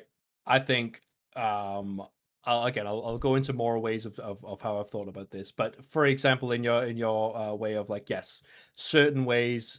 Let's say it's the Chronos one. I think that's a good example. Let's say the challenges hit the most Chronos ones in one game. You are going to be trying to spam the Chronos ones, and you would build cooldown rather than the damage on it, right? Like you said, you don't care if it's hitting for 50. You just want to hit as many of those as possible. However, some guy hitting as many Chronos ones as possible on your team has to be better than someone forcing Cucullin ADC, building a regular Cucullin build, and just losing the game over 25 minutes because you have nothing. If I'm not Chronos, by the way, I'm not building damage. I'm doing full cooldown, full tank, because then I'm staying in the fight for as long as possible, just spamming ones. So I am doing 12 damage per. How is that better than the Cucullin, at least in the game? I mean, yes, he's ADC, so he's fucking over. You can totally play around that, right? If the guy says, I'm doing this, I'm building tanky, I'm going for this. Okay, cool. I know I've got a tanky Chronos drawing attention, because, hey, guess what? The other team probably also has a Chronos who also doesn't want this guy hitting as many ones as possible. They're going to be trying to stop him. They're not just going to let this happen. Therefore, you now have a target who is at least going to soak some damage or whatever. I just think it has to be better. It's not gonna be like, how do I describe it? It's not gonna fix every issue, right? Because hey, a lot of people like to queue at like 4 a.m. on Asia servers. Let's say you have 5 people, like 10 people, all gearing up to get one guy the like #1 score. That's always gonna happen, right? I think it's impossible, but I think at least it's an improvement than, Race to Radiant is so heavily skewed in favor of people who can like build a 5-stack, right? Yeah. Like if you're a streamer and you can build people around you, so you always have a 5-stack, you should always get the god. That's fine. That's how you're gonna succeed in a Race to Radiant at the moment. But then if I just want to play on my own, or hey, maybe I just check out Chronos. Oh, Chronos new god. Oh, I'll just play it. I know there's this event going on. I just have the craziest game of my life and hit 2,000 of these first abilities. Hey, I might make it to the leaderboard, right, without having to force it. I just don't see how forcing people to fight over the god, and it is fight over the god. Like I said, I ended up in a game. It was 2 games in a row. Same guy, Cucullin ADC. Right? This is just yesterday, so fresh the Race to Radiant. I was like, what is this guy doing? I was like, why is he forcing this? I checked his tracker. He had played 3 games of Cucullin. And this is Wednesday evening. Bro, you're too late. You've lost. You're not making it. You're not making it to the winner of Race to Radiant, which you can only succeed in by getting Radiant, right? And that's a lot of games. That is a lot of games. I just feel like there has to be so many better ways to handle this, because again, you could get on the leaderboard in 1 game. It might take you 10 games to get into the leaderboard. You can like you can sort of play the game more, which is the ultimately the reason for this race, right? The whole point is to get as many people playing the game as much as possible, particularly playing the new god. But you don't have to just force people, again, rage quitting games. Oh, I didn't get the god, I'm going to stand in base. Or I didn't get the god, I'm playing Kepri jungle until my team F6s. There is no way that ruining 20 games and then getting, all right, I finally got the god. I'm gonna get like 18 worshippers. Great. There's just no way that's better than whatever abusable way that I've come up with. But surely there are ways to do this, right? I Again, mean, if you're talking Chulainn, how many times can you knock up 3 people in small stance? Yes, that yeah, guy is going to be jumping in and trying to knock people up on cooldown. Fine, that is helpful. play around that. You know, but you can play around that with that as your team. But Then they're probably going to be building tanky cooldown. They're not just going to be dying because they want to get the game over with. couldn't you play around the Chulainn ADC as well by picking an ADC in solo? Possibly. If he's gonna go the normal Chulainn build, right? Like you'll just like stick it out until late game, and then you'll have an ADC and you'll have a Chulainn with normal build. You Okay, are what I'm hearing, all right, yeah, is that we need something that is makes you have to do an active partake in the game, yes. and it has to be something you do, so that it's not just like how many games can I play. It's more, can I can I play well, basically, okay? Yes. But what Yes. you've added is conditions that aren't directly, unless you pick out very specific things, they aren't directly contributing to your team winning the game. Which means anyone else who doesn't care about this race to Radiant is just locked into a game where potentially a guy is trolling just to get this. So what if, points, yeah. and I just thought of this, okay, so this might need some workshopping, okay, but what if we just do KD as a high score? I would suggest win rate. Win rate. Then I play one game and win, and then I am done for the year. You know, like it's the problem. Every thing has a flaw. Yeah, but right? But KD, okay. What is wrong with KD? Just let's take that first. Dismantle I've that first. soloed my opponent 6 times as Chulainn. I now sit in the base and wait for my team to surrender. Okay, but that is not better than someone that soloed them 7 times. Because someone that solos them 7 times is above you on the leaderboard now. Which means you gotta get, okay, someone's above me on the leaderboard. I've just been knocked out of top 100. All right, I gotta get back into a game. I gotta get 1 kill, risk something, and then go back to not playing again. So for specific KD calculations, you'd basically get 1 free death.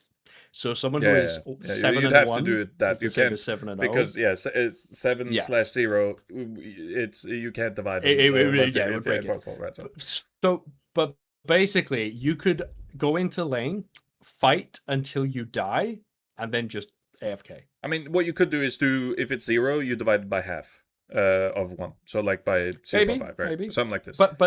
But let's say you are 7 and 0, you stay in the game, and then you die twice.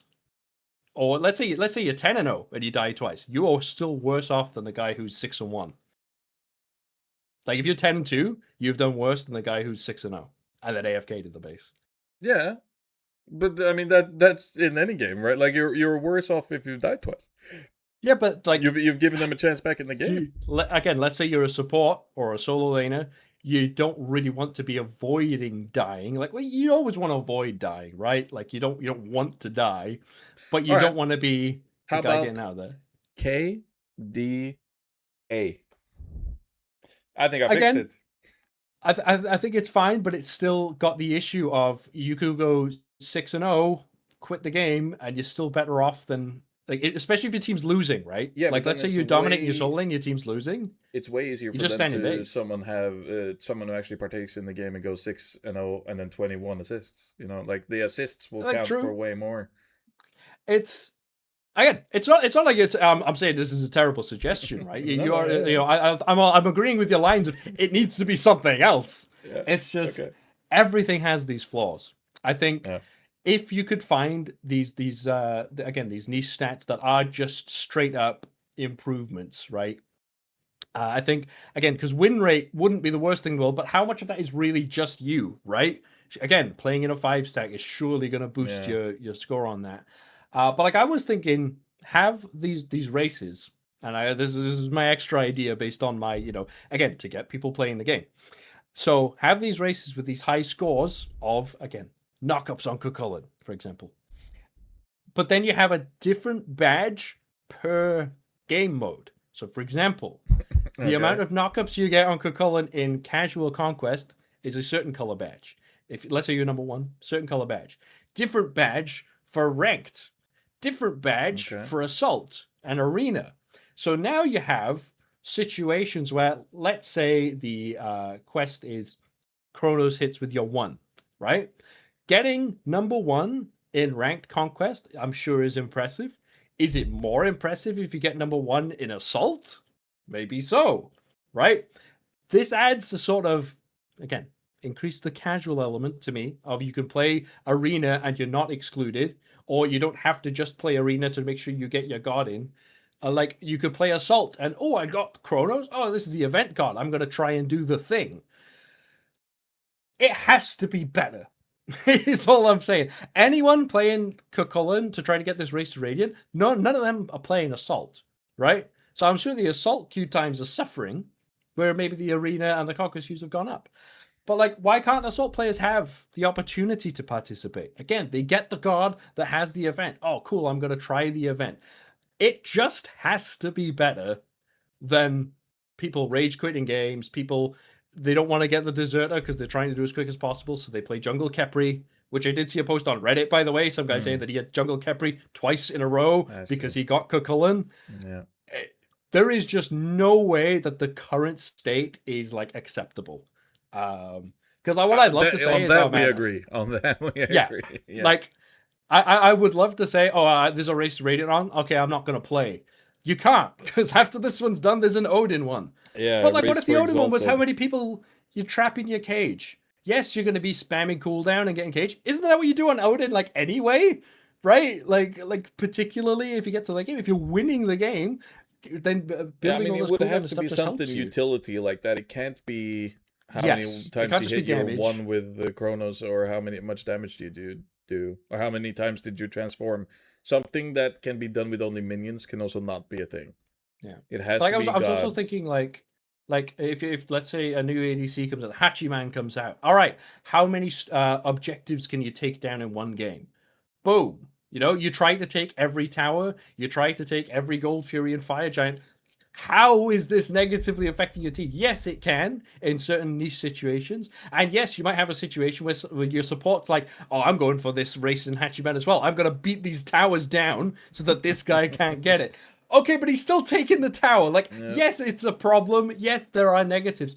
Surely it is better than rage quitting games, dodging queues, forcing gods into certain roles. Again, Chulainn, I think, has been the worst example of this so far. If you were playing Bastet ADC, you kind of had something going for you here. Chulainn, like you mentioned, what if that guy said, okay, I'm going to play Chulainn ADC, I'm going to do a regular Chulainn build, okay, let me put an ADC in solo lane instead.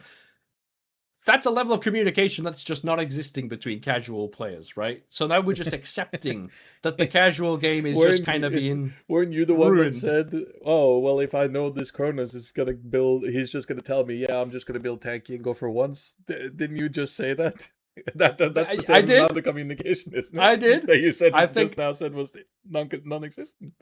I think it is non-existent. I think if it was that obvious, maybe then you could play around it. But again, particularly when you might not be playing in a full group. Let's say I'm solo queuing.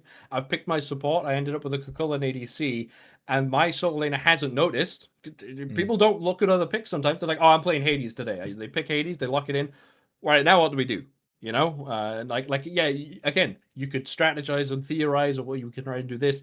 Just doesn't exist in a casual conquest, which is where the race to Radiant is taking place in the majority. It's again.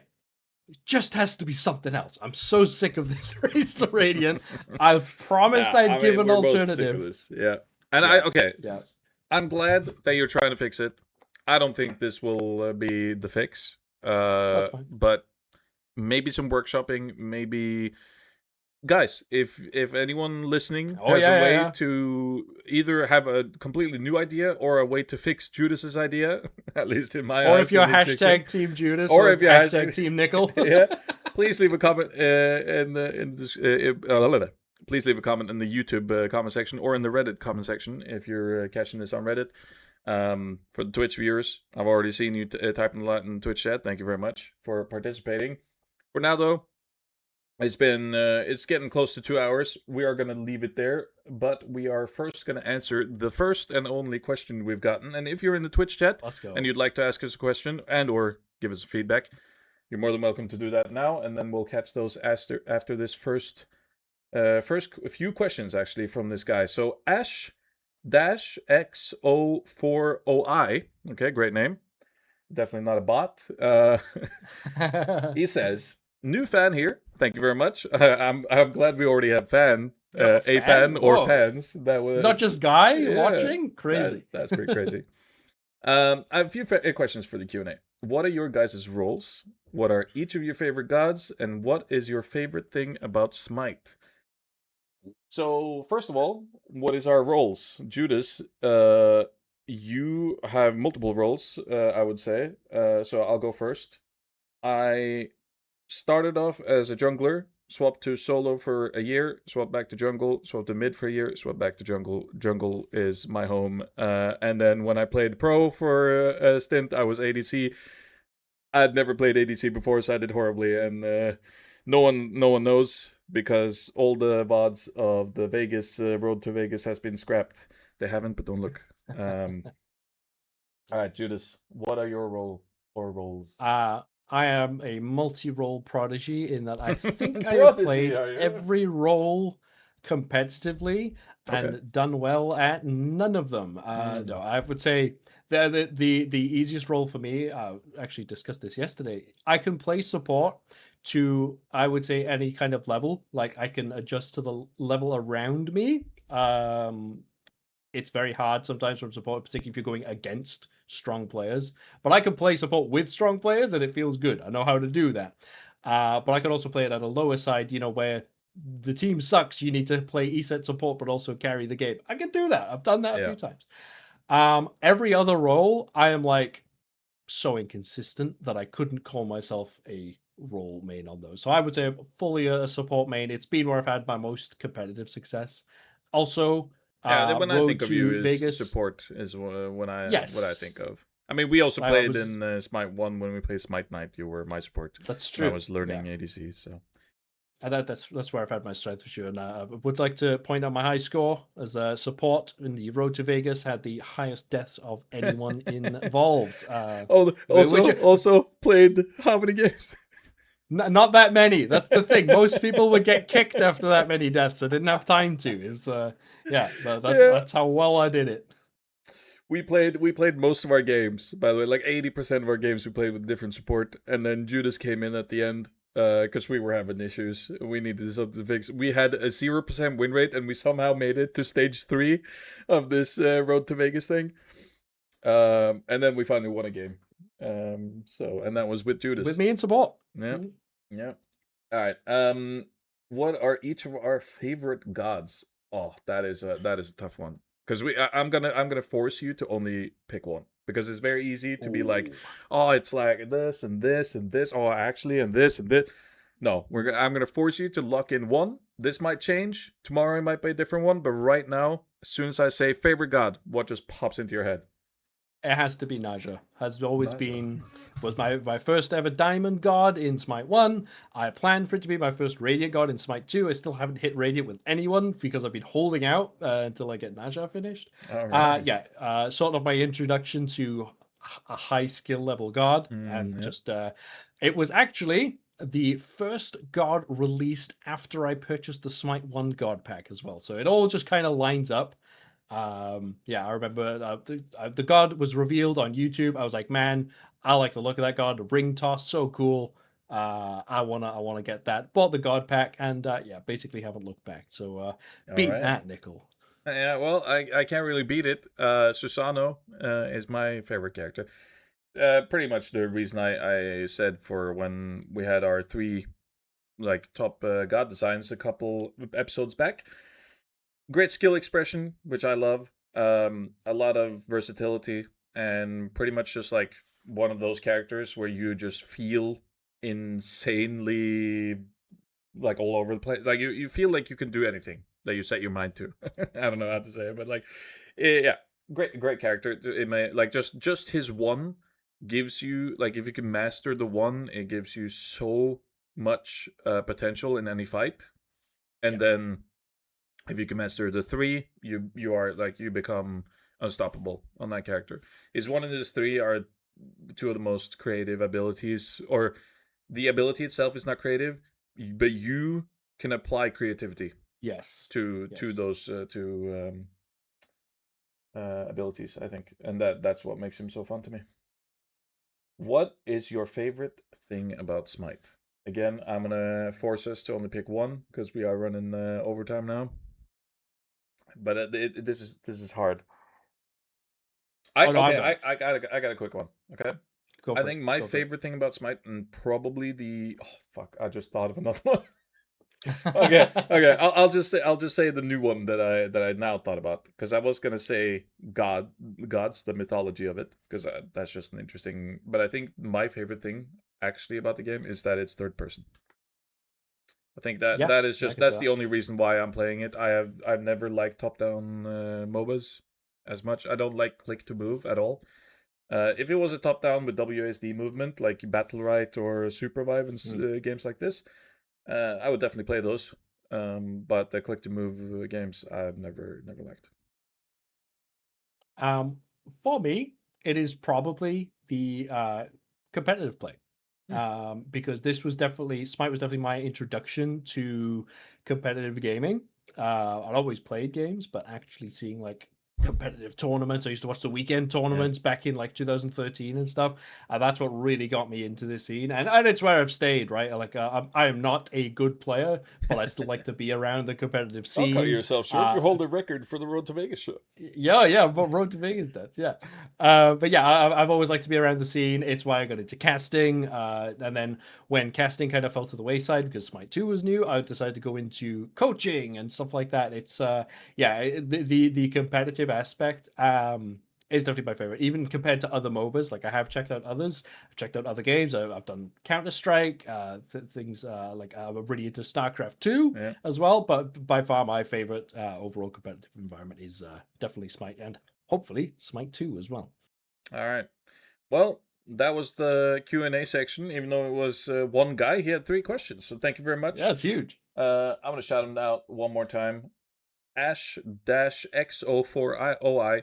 Again, if you want to leave a comment below with any question, feedback whatsoever, please do. Reddit and or YouTube. If you don't want your name read out, by the way, just say you want to stay anonymous. That's completely fine. And yeah, thank you so much for watching. Hope you're having a wonderful week. We'll catch you next Thursday or Friday if you're catching this on YouTube. Thank you very much.